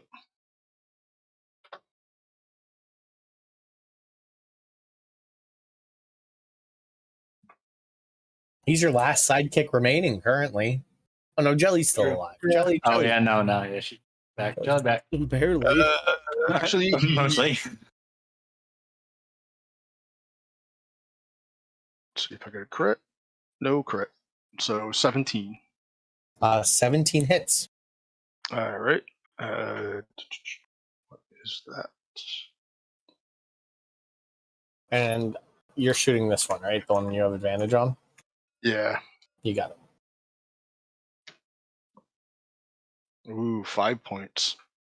Oh, I don't know if it It is immune to poison. is immune. Okay. I will shoot it again. This is a creature that lives in filth. And you can like smell it on it. Like this is not a fun fight to breathe around. The 19 does count as a crit. Look at that.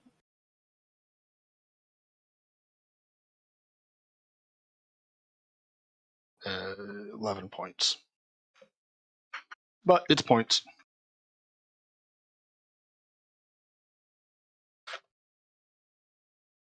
How many points? 11, you said? Yeah. Perfect. Okay. 2 crossbow bolts like stick into the side of its maw that like just spit out Craig, and it like one of the tentacles seems to be rotating around to get Velran again. After Conversion and Velran, this guy has his turn. First thing he's going to do is, man, that is my third natural one, but he has advantage on the Akoti. And rolls a 21 and just annihilates this Akoti.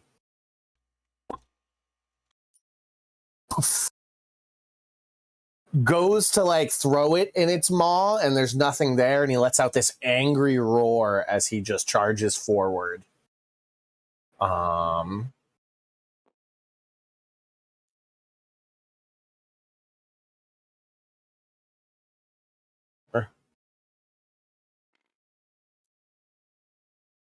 It's going to try and... So its other one got 15 feet. I think it will go after Eddie. Eddie does a 19 hit.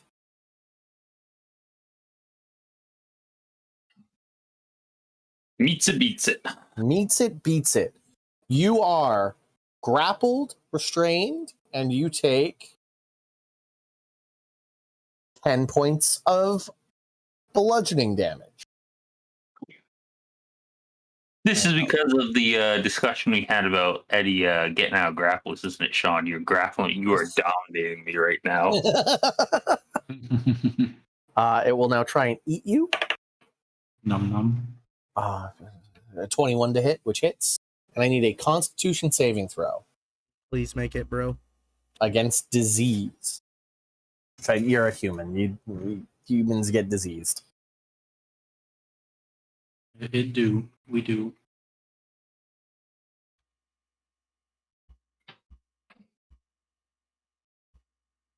That's for 12.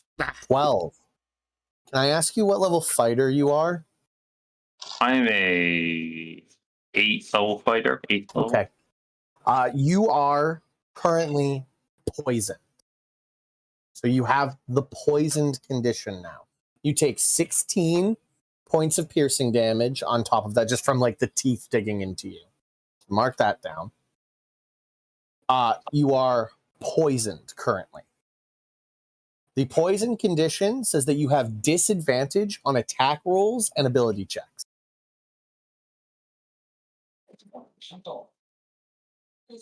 Sound good, Eddie?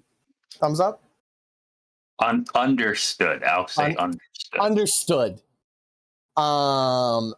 Perfect. After that guy's turn, you hear from behind you, from this direction, there's a disturbance in the ground as a sinkhole appears. And another one of these creatures climbs out from the sewers. Its big, beefy, like rhino type legs claw out as it's the same sort of like telepathy in your guys' head. You just feel hunger. It's going to move forward and try and eat Narvos. Oh no. I think it can kind of like get here and try and get Clarny as well. So first, a tentacle to hit Narvos. That's not going to hit Narvos. 14 tentacle. Nope. It no hit. The one to hit Clarny. Ooh. 27 to hit Clarny. That does hit. Okay. Oh, and he's not. No. Okay. Is it? Would I have been closer to the group? Sorry, instead of like as you far can, back. you can. You definitely can. Where would you like to be? I would have been like, just behind, like in between Cody and Clarny. There's no Cody. It's just Eddie. No, oh yeah, Cody. Sorry, Eddie. That one. Cool. You want to be like right there? Yeah, like I would have been running more or less just behind Clarny. Okay. Still no problem. Those are still the best targets for him at 50 because he can get like. So he's now 10 feet from you, Narvos, and 15 feet from Clarny. The tentacles whip out. I think for Clarny, this is a bit of a PTSD moment as you remember that first moment of entering the Underdark and the Roper's tentacles snapping out from the darkness at you. Yes. Yeah, I remember flashback. Yeah, as you feel this like suction pod and piercing tentacle wrap around you, you are now grappled and restrained. It is going to move the last bit of its movement, so it's now base to base with Narvos and 10 feet from Clarny, and it's going to try and eat Clarny. Has advantage because you're restrained. A 27 to hit. Keep rolling these 19s. What's your AC, Clarny? 23. 23. Okay, I was gonna say if I gave you my +4 reaction, it wouldn't have mattered then.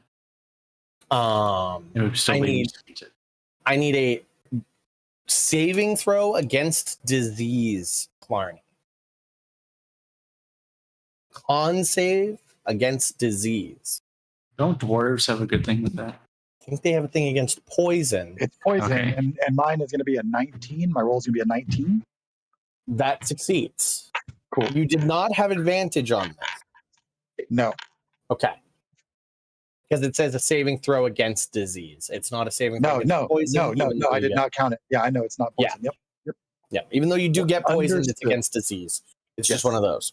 But perfect. You take 16 points of piercing damage just from the bite. You don't, and you are not diseased. 16 points? 16 points of piercing damage. That's nothing. I'm good. Thank you.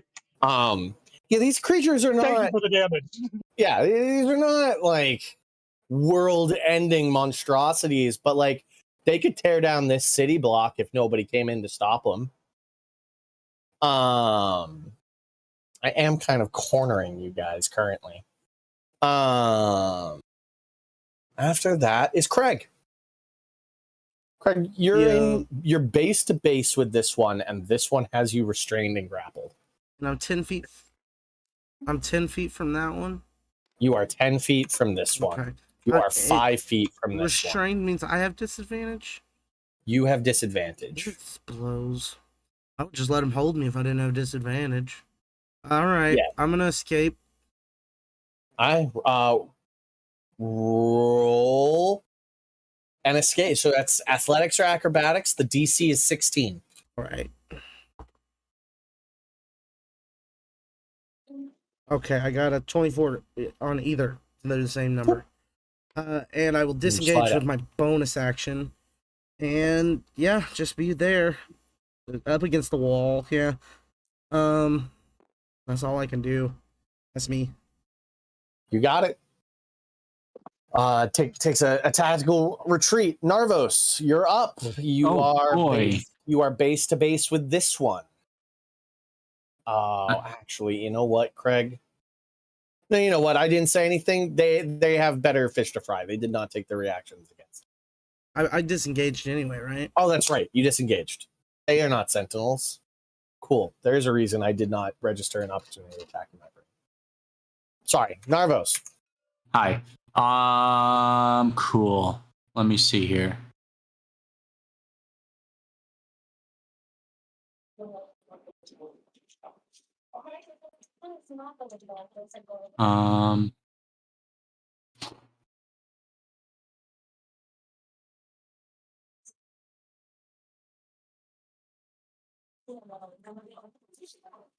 All right, I'm a bonus action. Hexblade's curse, the one that is like directly behind me. Okay. And out of the ones that have been hit, Only this one has been hit. only hit. Okay, how is And that one? it's also fairy fire. Ooh, cool. How is that one looking per se? It is I mean, this is the actual model. So like, Yeah. it's been hit twice with a crossbow bolt and twice with a whip. So imagine that kind of damage on this creature. So it's not Yeah. amazingly hurt. Gotcha. No, I think the whip was on the other one.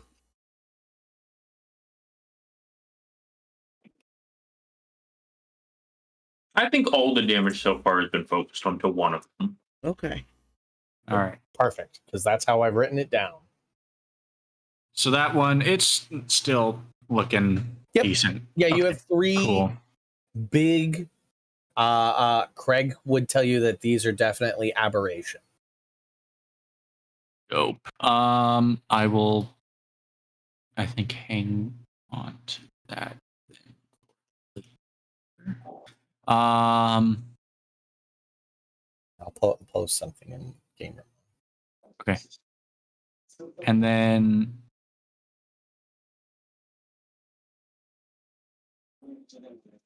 my brain just like shat itself. I'm sorry. It's like I have a plan. I forgot what the plan was. I'm gonna hit that one that's very fired. Sure. Okay, with what? I'm gonna do a 3rd level chromatic herb. Or You have disadvantage on that attack, oh yeah, that's right, because I'm right next to it. which makes it an even roll because you have advantage from fairy fire. Very well. I will take that because it's a good hit. Or a good 2 hit. So 24 to hit on a straight That roll. hits. Yep. Okay. And the type of let me choose damage. I'll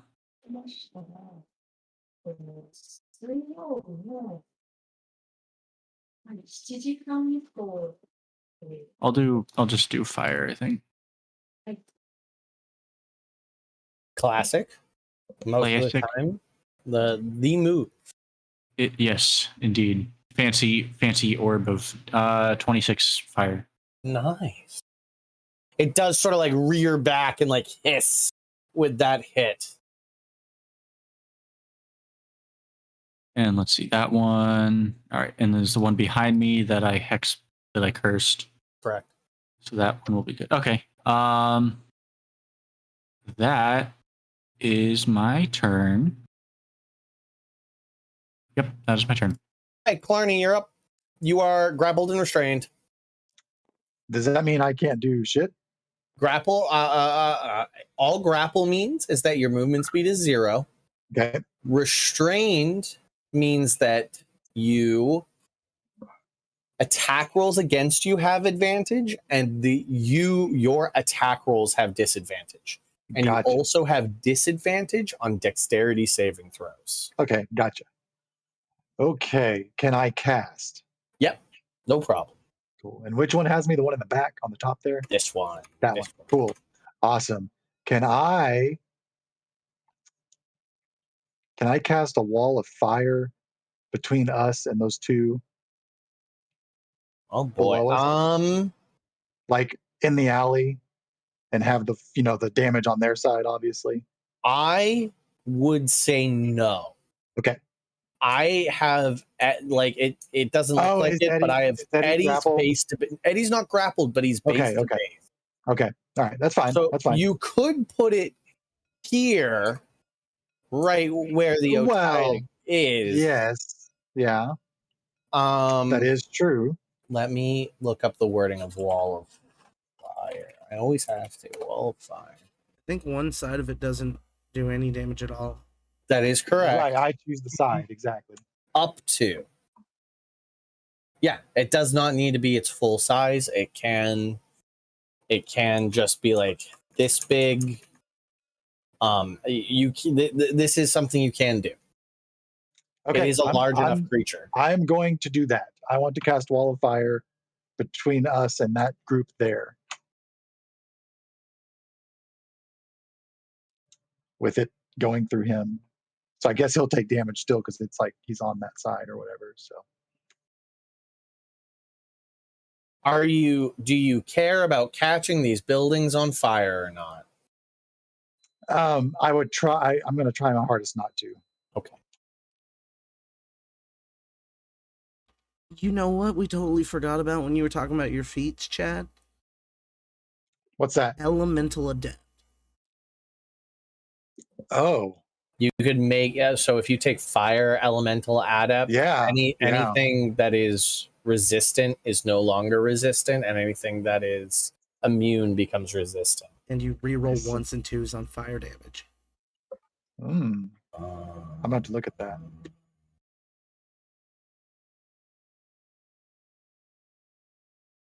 Okay, so they need to make dex saves. Fail.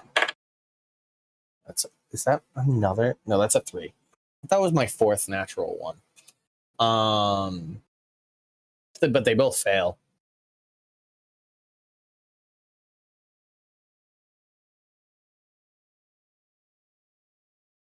That's going to be 24 points of damage to both of them.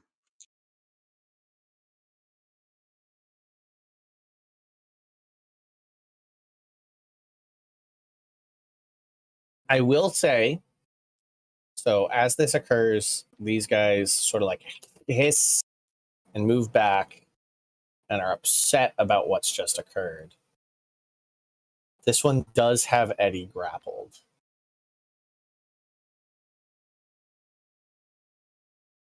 Okay. So you just watch like its tentacles begin to like light a flame. Cool.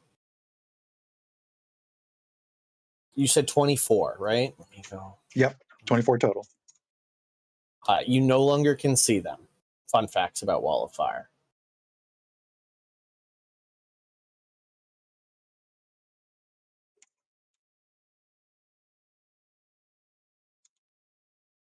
Cool. Anything else from Clarny? That's it. That's the only thing I got. That's an action. So I'm done. Eddie. Eddie. I am done being restrained. That's over. I have a plus 15 to it, so even though I'm at disadvantage because of the poison, there's no way I can fail. That is not true. No. Roll me a 1, buddy. Well, then that would be a 16. Roll me a 1. Roll the dice. I did not get a one shot. Okay. That's your action. What you doing? All right. Can I move away, or am I going to get opportunity attack? What do you think? I feel like I'm going to get opportunity attack if I try and move. Good chance. So, what I'm going to do is I'm going to create an echo by the one. You cannot see either of these. You see a bit of this one's tentacle, but that's about it. Can I see into the window up there? Sure. Like this window up here? I'm Yeah. putting an echo up there.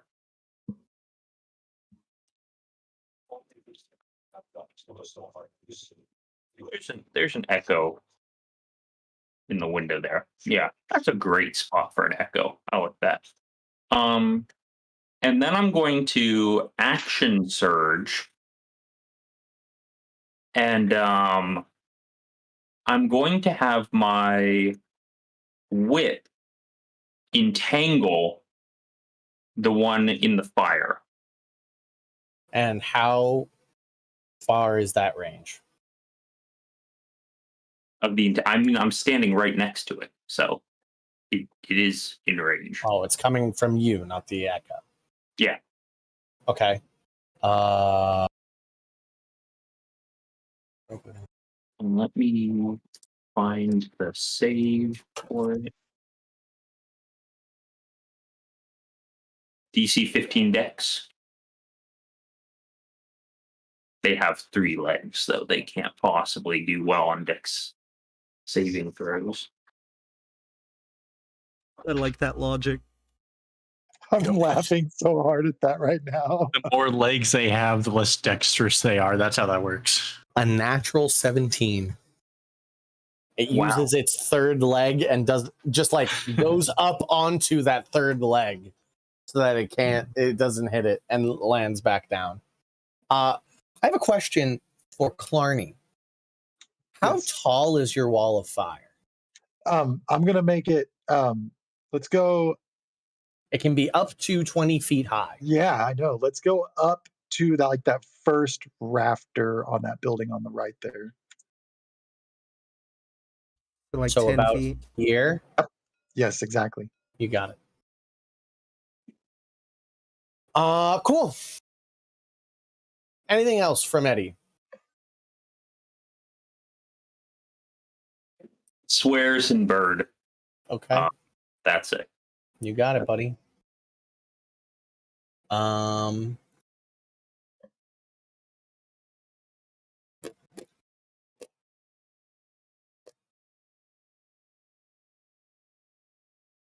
is this fucking dude gonna do?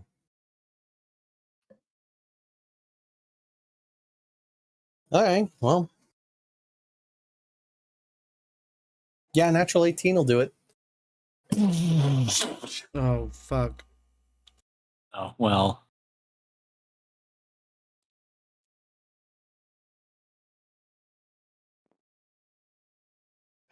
Oh boy. He saw a wall of fire and was like, no, I'm going to run through a building instead. It just A it, literal like wall. it just literally like crunches through the wall and comes Wall out of fire the or an actual wall? I pick wall. Yeah, I wish- I got half cover from rubble, right? Yeah. It sticks its head out and it's gonna go for Velran. Did it hurt itself at all? No, the natural 18 on the strength, which Fair gives enough. it a 20, 25. That's a very good. Like this is a huge creature with a 25 push through the wall. It maybe stepped on one nail, but yeah. you know. It's going to use one of its attacks on Velran and one of its attacks on Conversion.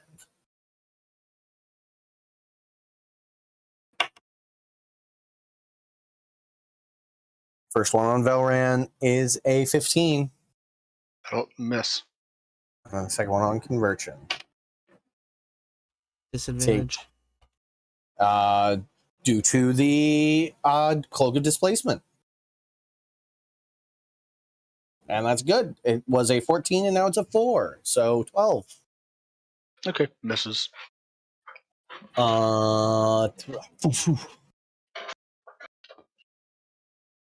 It's within 10 feet of Velran, so it's still going to try and bite him.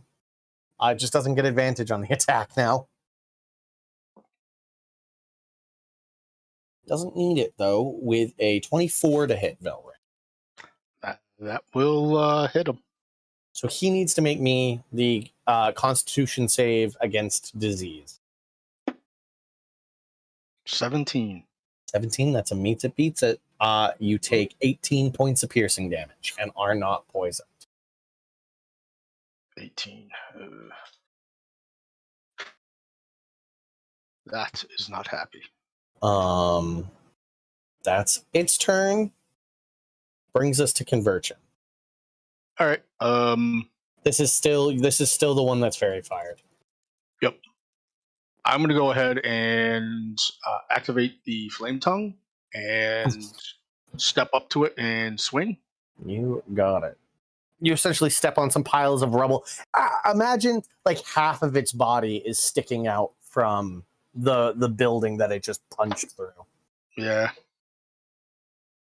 It looks very hurt. It looks very charred. The front of it's very like charred and burned and red. 20 to hit it. That hits, yeah. All right. I don't know if you need to break down the damage. Nope. Unless it's poison. And that's all. It's only immunities. So 17 total. 15 total. Okay. All right. And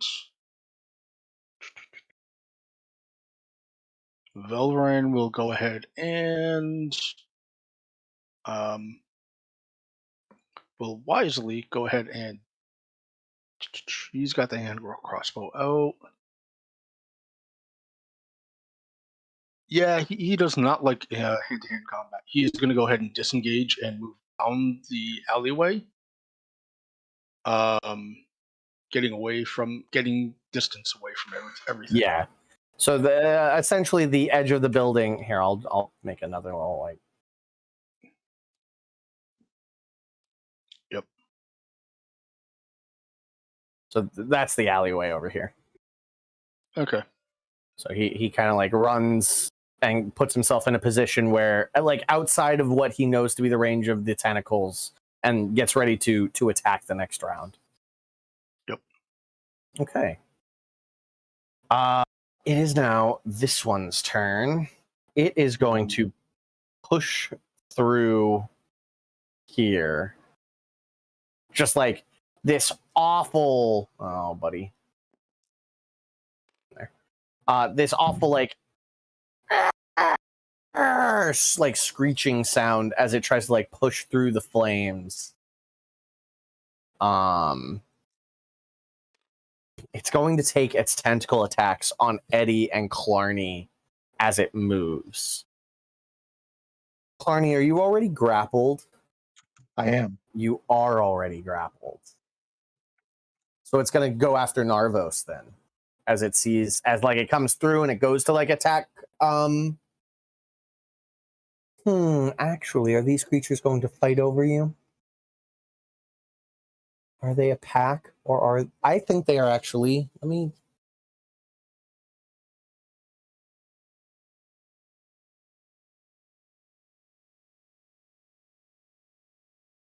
Gotcha.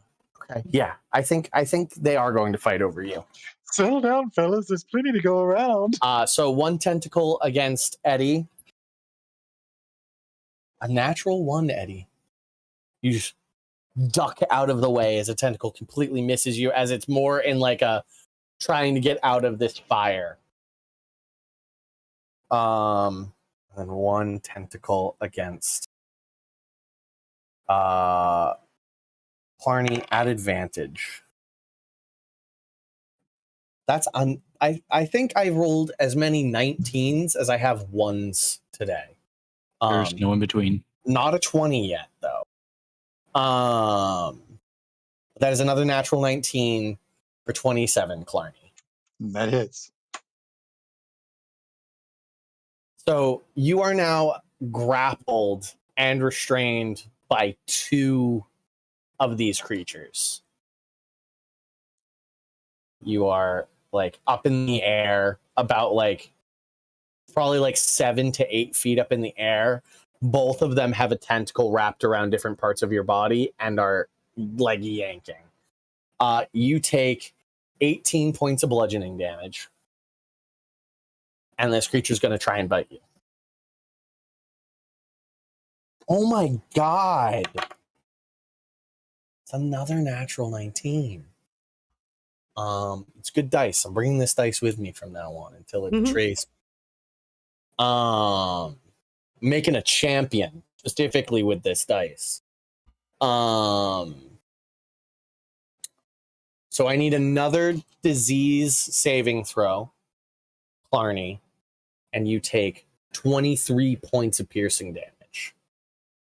Okay, well, the saving throw is 21. So that is a success, and you are not diseased, but you do get bitten, like your legs get bitten by this creature. So 23? Yes, 23 points of piercing damage. All right, we're good. It is now this creature's turn. Well, no, that would Wait, ended its turn still in the fire, right?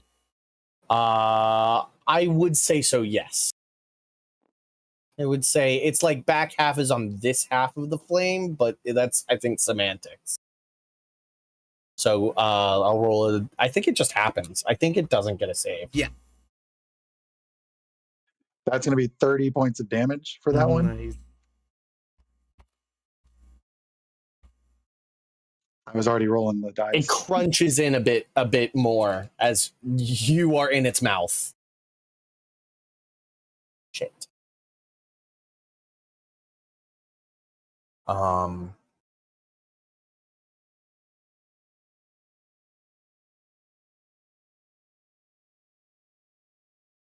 There we go. Okay. This creature is going to, with half its movement. No, with its action, it's going to have a contested strength against the other Otayag.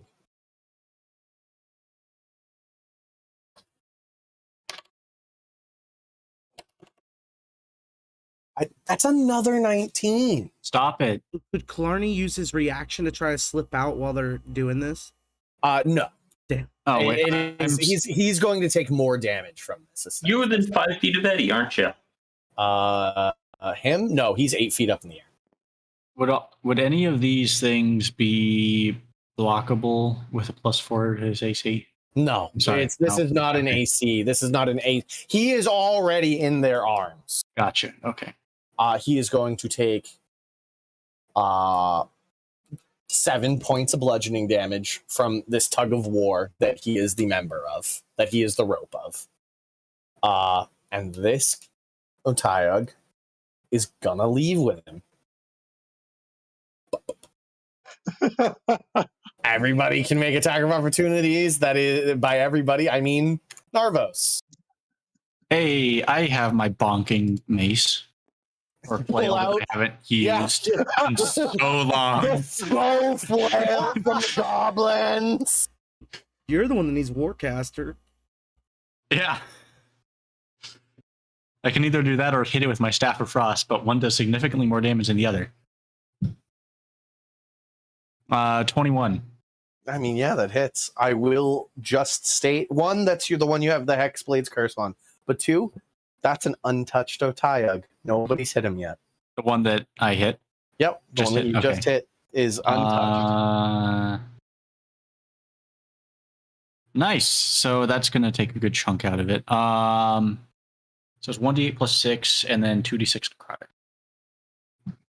Let me roll up the d8 first of all. 13 plus a 2d6, 5, and 7. So 20 damage total. Actually, no, plus 4 because it's so 24.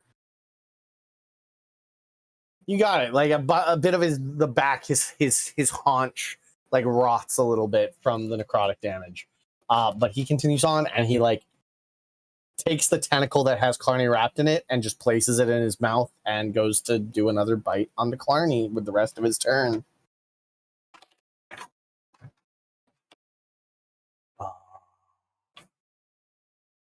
17 plus 8 is 25 to hit. That hits. So I need another disease saving throw, Clarny. This creature is like right at the edge of like the descent back into whatever the sewer system of Solnar is. Please help. I rolled 19 on the saving. Which is, I Perfect. think- You are I not think that's good. diseased. I'm doing good on the not diseased part. Yeah, which is very good because if you fail that, everything else becomes disadvantage for the rest of the time, the rest of the game. Actually, your thing should have. First take of exhaustion is just ability checks, right? Just ability checks are. Yeah. So never mind. You're fine. Did I say the 20 points of piercing damage? Yes. Okay. You did from this bite. You took 20 points of piercing damage. Yes. It has another attack, but it has to be a tentacle attack. So it's not going to try and like double wrap you. So it just loses its third attack. Its first attack was a shove against the other Otayag.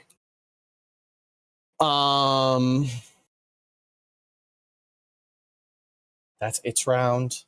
That's all of my guys. Brings us to Craig. Is it properly distracted with my ally within 5 feet of it? This one? Yeah. No. No? Because he has it Clarny restrained. is not considered. Yeah, He's Clarny is not facing the considered opposite engaged. direction and he's leaving.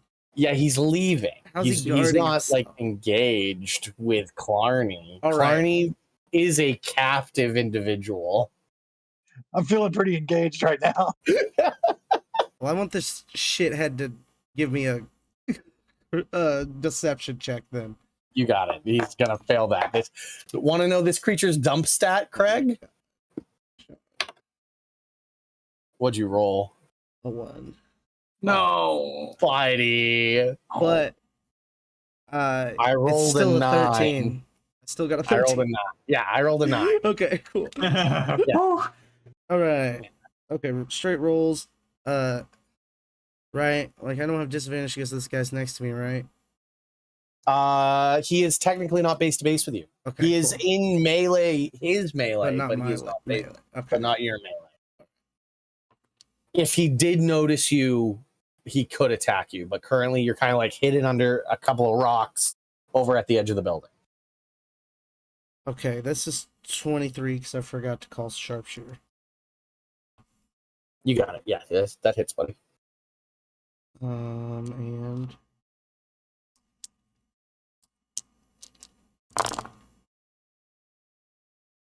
nice. Nice. 27 damage.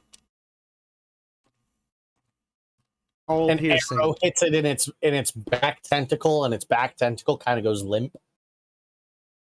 Bastard. I'm gonna shoot him again. You got it. That one misses. Okay. Anything else from Craig? That's me. Narvos. Oh, cool. So I'm standing right there within range of one that ran through a firewall, and the other one that's running off my friend. And then there's this one over here that And there's converts me that. fighting. Cool. That they can deal with that. I'm gonna deal with the guy running. Quick timeout. Oh, Clarny. Roll me 4 Constitution saving throws. If any of them are lower than an 11, let me know. Okay. That's a 16. Okay. Ooh, that's a 6. Okay. The wall of fire is gone. Oh,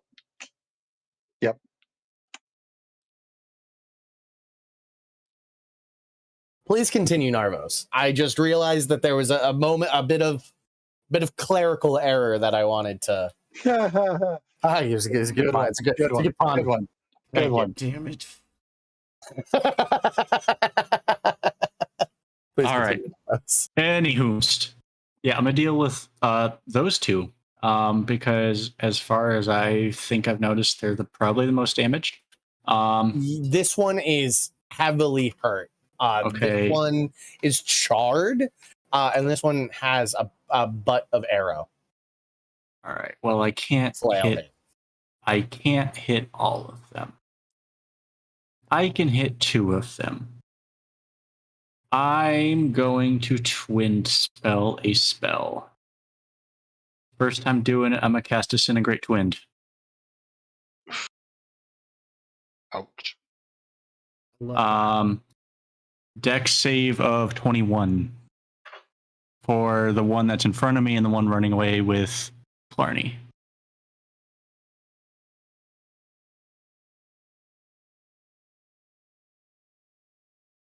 And they have a +0 to dex saves, right?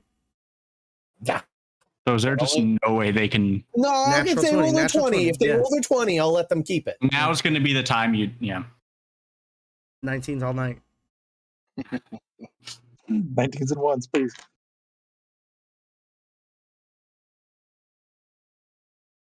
So it's a 20 and then a 4. My priority would have been the one running away. Yeah, but I like this one being the 20, so that's a 4. It's so good Shit. story-wise. Yeah, it is. It really is. It's so and disintegrates a save for nothing, right? Yeah, I am 99% sure that is the case. Yes. Is that the one? To save or suck. Yeah. Failed save takes, but Yeah, roll your 10d6 plus 40 on this guy. all right. Here we go. Give me those good dice numbers. Oh, that's good. 80. 80. You watch a good portion of its body. Like I'll say most of its teeth, its back tentacle, several of its toes disintegrate. It is still standing. Shit. Yeah, because only a 10-foot cubic portion of it. Wow. It's just. It's not happy. It's not. It like that like weird high pitched like growling screech it did. It just like pierces your mind, as this is a slightly psychic creature. I think the logic on disintegrate is there's no way if the beam touched you, it wouldn't do full damage. Right. So you just missed. Yeah. You just missed the other guy.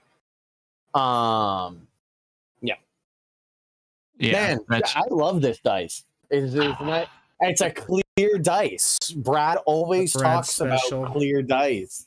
Damn. I think he gave me this dice actually. He probably Alright. forged it himself. Forged in the fires of Mount. Good little guy. Damn. That'll be it then.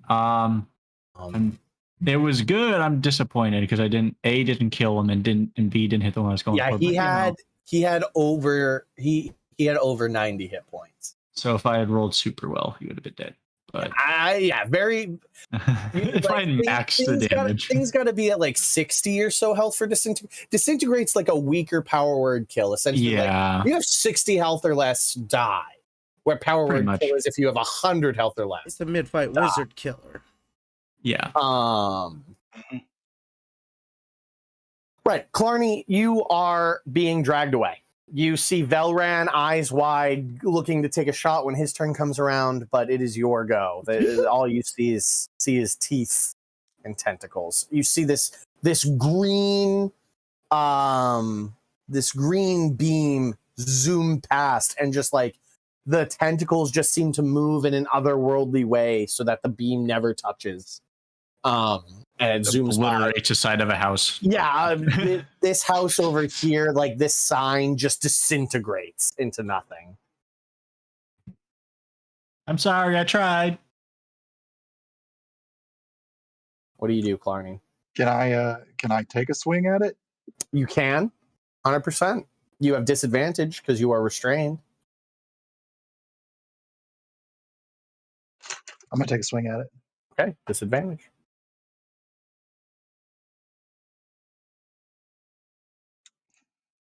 That's gonna be a 18 to hit. That hits. Sweet. Okay, I'm gonna do this.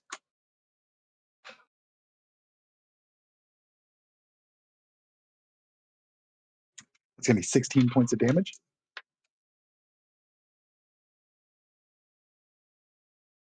Your hammer like chips away some teeth. Anything else from Clarny?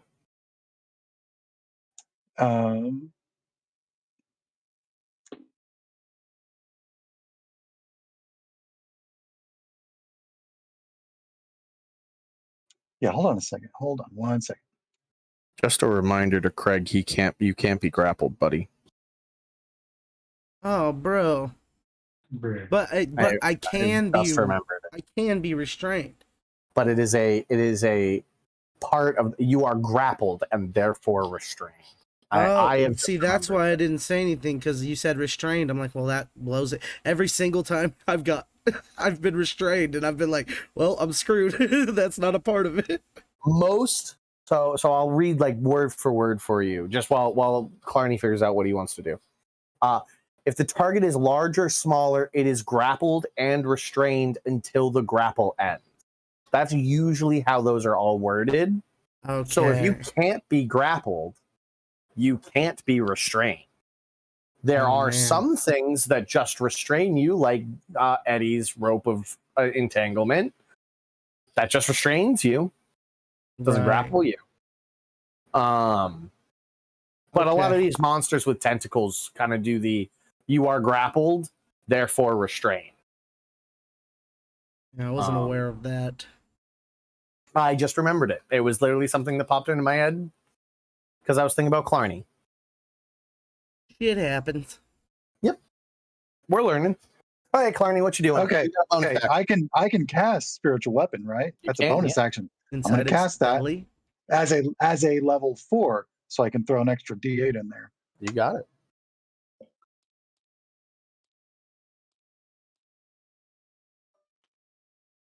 Roll to hit.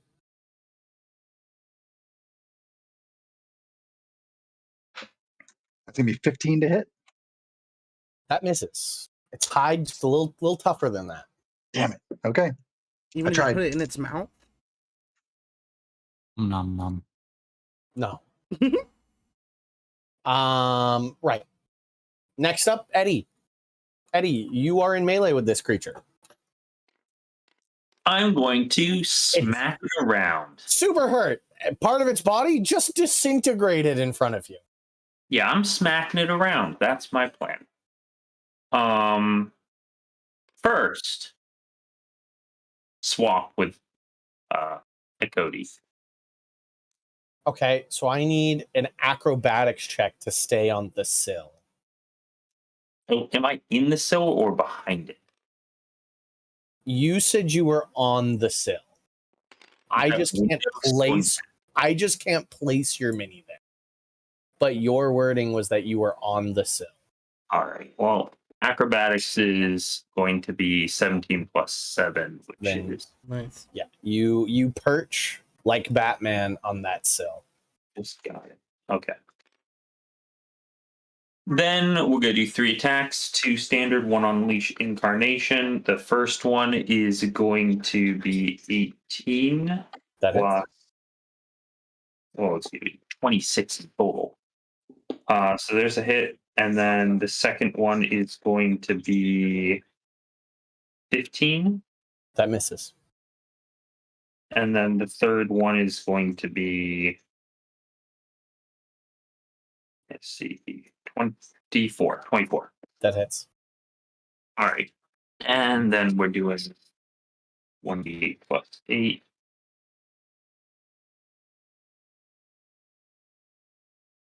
The first one's 10.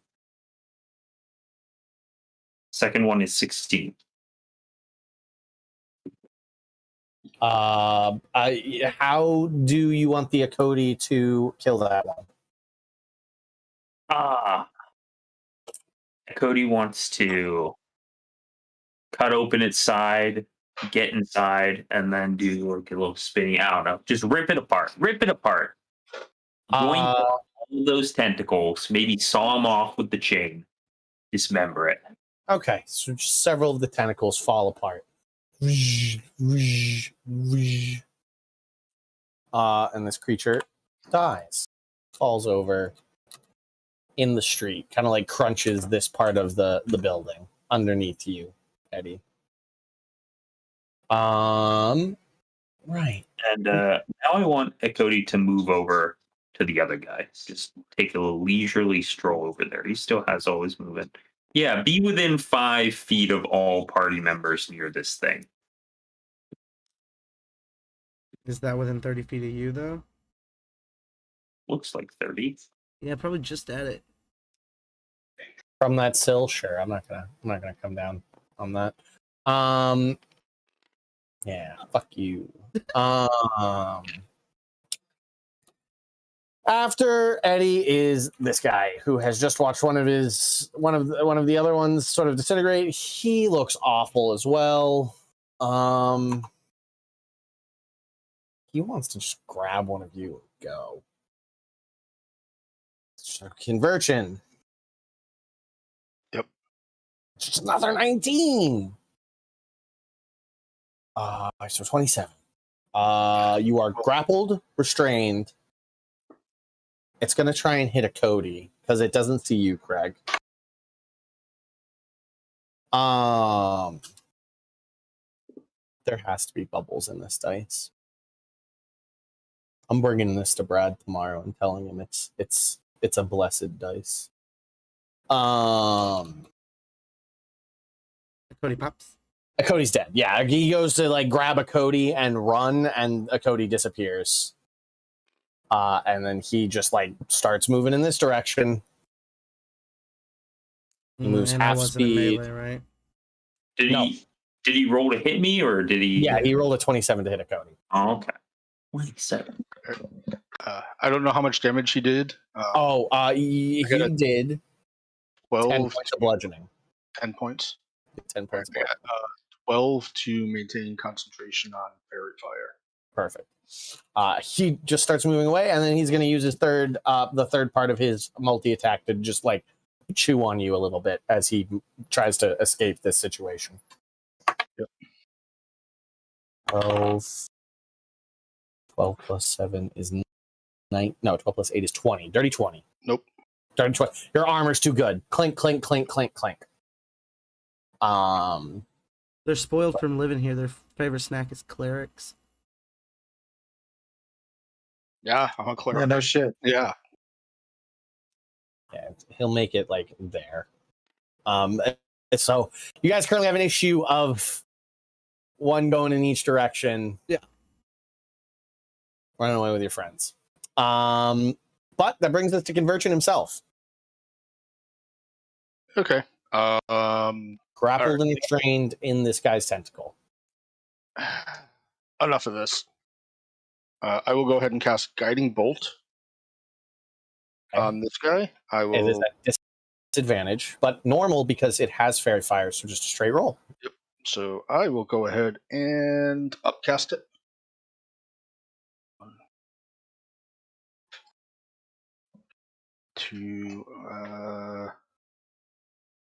Its AC is 16.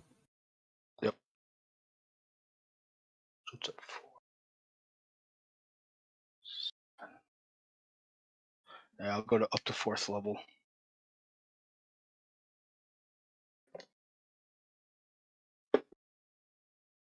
I got a 20 to hit it.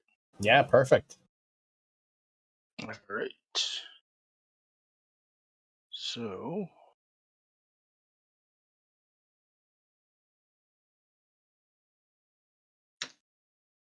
$23 points. Wow. Kind of low. A little bit low. 3, 8. Okay. still standing, but like it lets out that same like horrible screaming sound. It's kind of limping away. It's trying to like get away with you, Convergent. Just like chewing. It has you in its mouth essentially, and it's just like chewing on your armor. Teeth haven't punctured through yet. Okay. All right. That's going to be it for me. Actually, hang on. Belran can I like already- look out and see that like this one is super hurt and running away with you. If you would like it, like Belran to take a shot at this one instead of the one that's running away with Clark.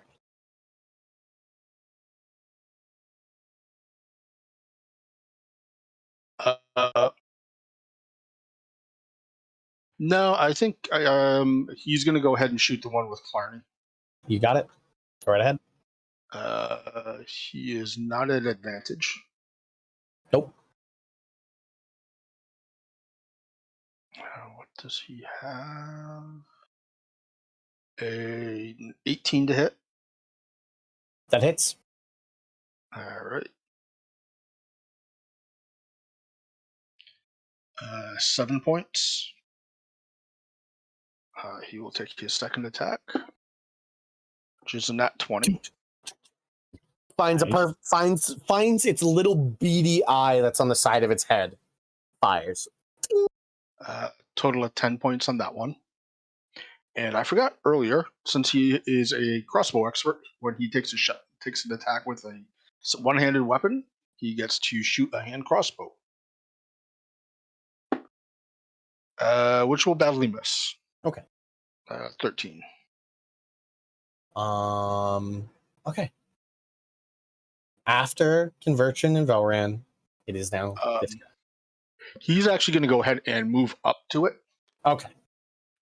drawing his short sword. Perfect. This creature views Velran as another meal. So first, he's going to try and grab it with its grab Velran with his tentacle. Probably not with a 15. Nope. Nope, misses.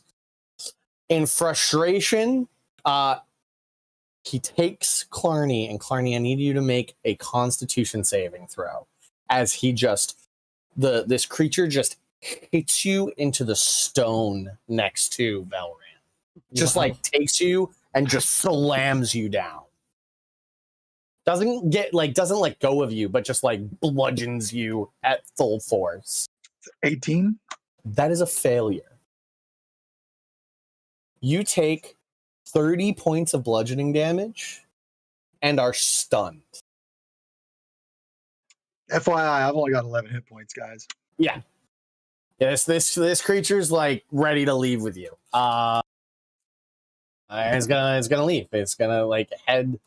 It can only move 15 feet, so it moves down, and like half of its body is still sticking out of the little hole it's trying to escape down. Velran can make an attack of opportunity. Yeah, all right.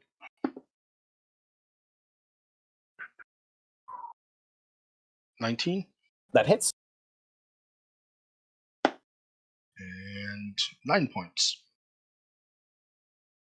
It looks very hurt, but is still escaping with Clarny. All right. Brings us to Craig.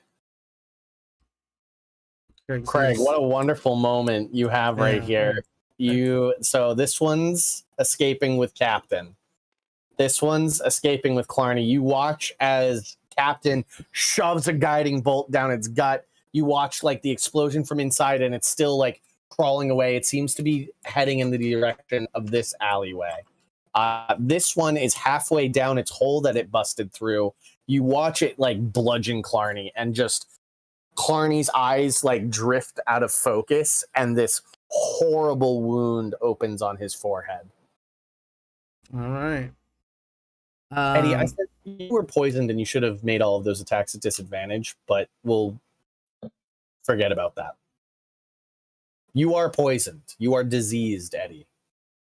Mark that. Diseased.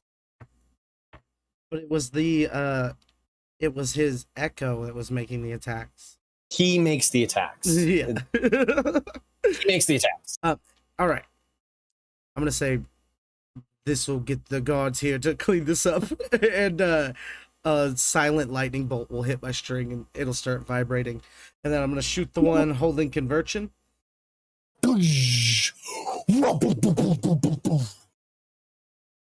All of the windows on this street shatter. Natural 20. You're gonna murder this This guy. will have some bugs put in it. Straight up the butt. You're gonna murder this guy. You wanna know the amount of damage you're trying to hit?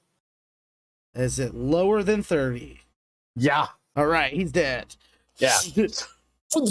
Just this thunderous arrow renders it from behind conversion, and it skids across the ground like 10 more feet, and you are deposited on your feet, not prone, on the side. I'll turn and say, and you put down the dwarf.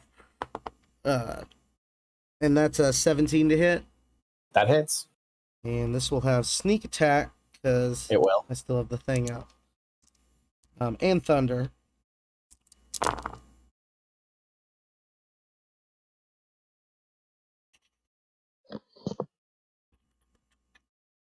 $25.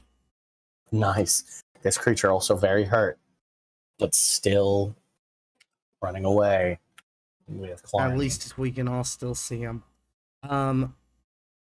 Is he within 30 feet of me? Yeah. I'll throw my bow on the ground, pull my scimitar, and run up to his butt. That's me. You got it. Brings us to Narvos. Yo, cool. Let me see. So it's not looking fantastic. I'm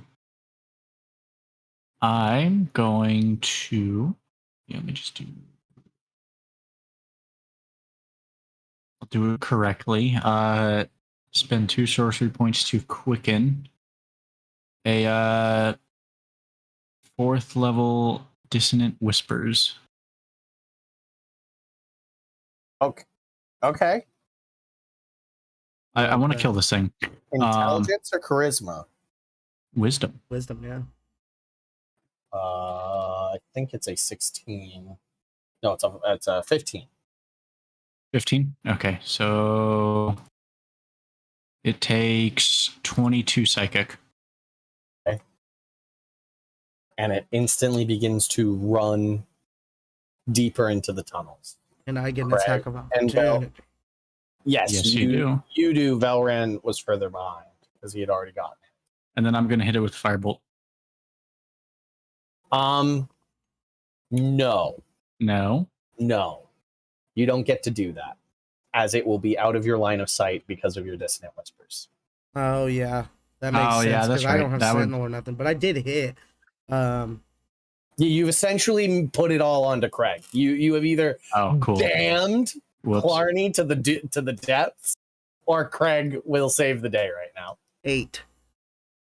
8 damage. Yeah.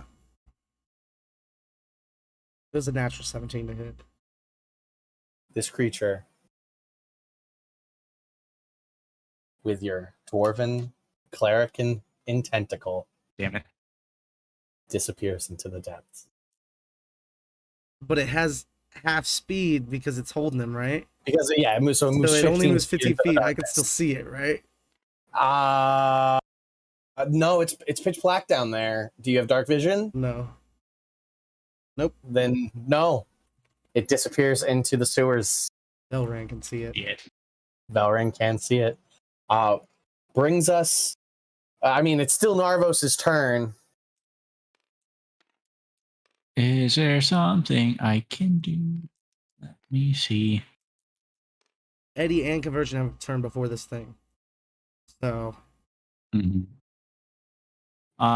So it is out of range of. It's out of sight. Yeah. And how far away would it be then? 30. Okay, well, no, It's never mind, because all my somewhere- bonus action stuff is within sight. So, Yeah, it's somewhere in the realm of 50 feet away from you right now. oh wait, that was a hexed one, right? Yeah. So add another 4 damage. Okay, then Craig killed it. Nice. Awesome. It has 2. That's It great. had 2. It had Jesus 2 Christ. points. That's And if great. I'm pretty sure nobody could have done anything to catch Clarny by the Yeah, time I was really this- worried about that. I was going to eat Clarny. Yeah. I have It's a okay, triple guys. multi-attack. I was going to eat Clarny on my next turn. Everything proceeded exactly according to my plan. That was all according to plan. Yeah, I thought that was what you were planning, and then you're like, I'm going to firebolt it, and I was like, oh, he did not think this through. No. Yeah. He did not No. Pendaz this at all. This is what happens when you spend an entire day in a computer class after over a year of no college. And then go to computer. Yeah. You like It was- cut a me and- central nerve. Me and Joe didn't even talk about that. And Craig never goes into melee. Like that was just I that was totally fate. thought that was the plan, and then it really plainly wasn't. Yes, that was definitely the plan. Mhm. Clarny, about your turn comes around, you are still stunned. A whole round of combat moves through, and then so essentially like 12 seconds of like your head just ringing I'll heal him before you for, come back to. I'll heal you for 10. The first responders that had been pulling people out of rubble show up, and they're like, "What? The city's trash dispensers? We'd heard rumors.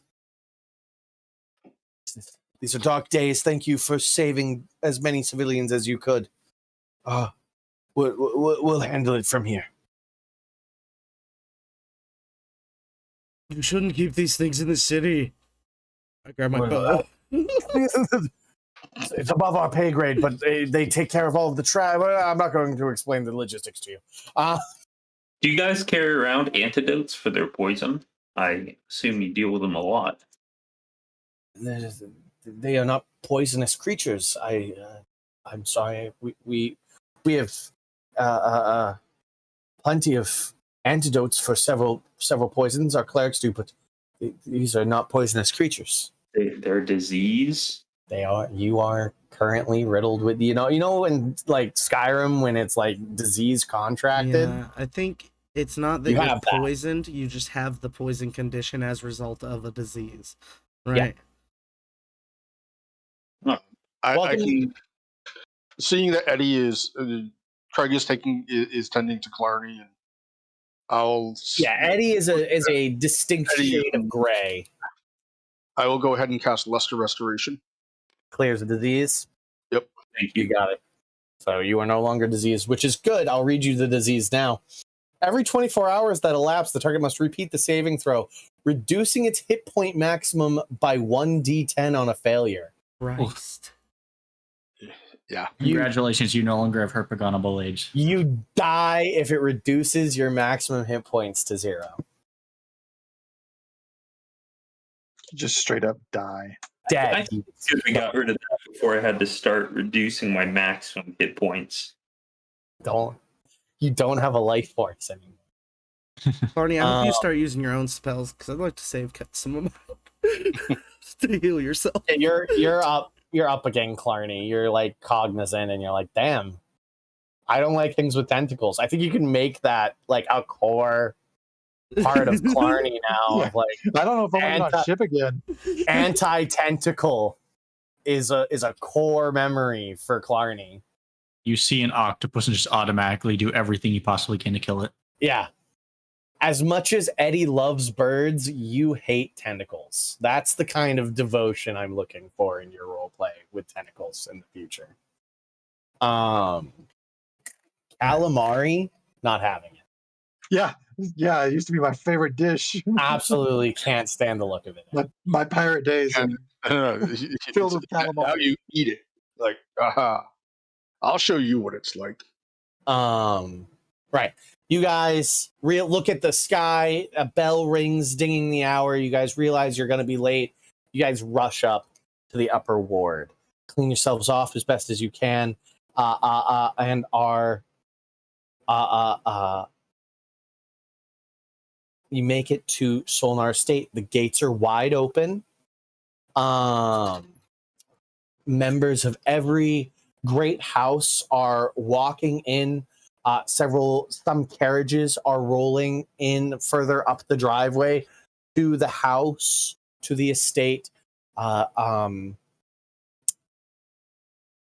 And you all, these members of Curiosity in their various dress clothes, any blood, gore, grime, or sweat hidden beneath many illusions. I assume, Conversion, you've spent like quick prestidigitations. Clean yourself off as you're running. Just like drag the slime of the spittle off of your armor. Just clean this off. Damn it. Maybe take your flame sword and just like press it against pieces of the armor to just like steer off some of the gross bile. Perfect. Yes. But this is where Oops. Eddie is there goes gone. Eddie. Bye, David. But There is Eddie. there he is. That is where we will end today's game. With the next game essentially being all about RP. Oh yeah, it's gonna just be a full RP. It's just gonna be a full RP game. My necklace, is it just chilling?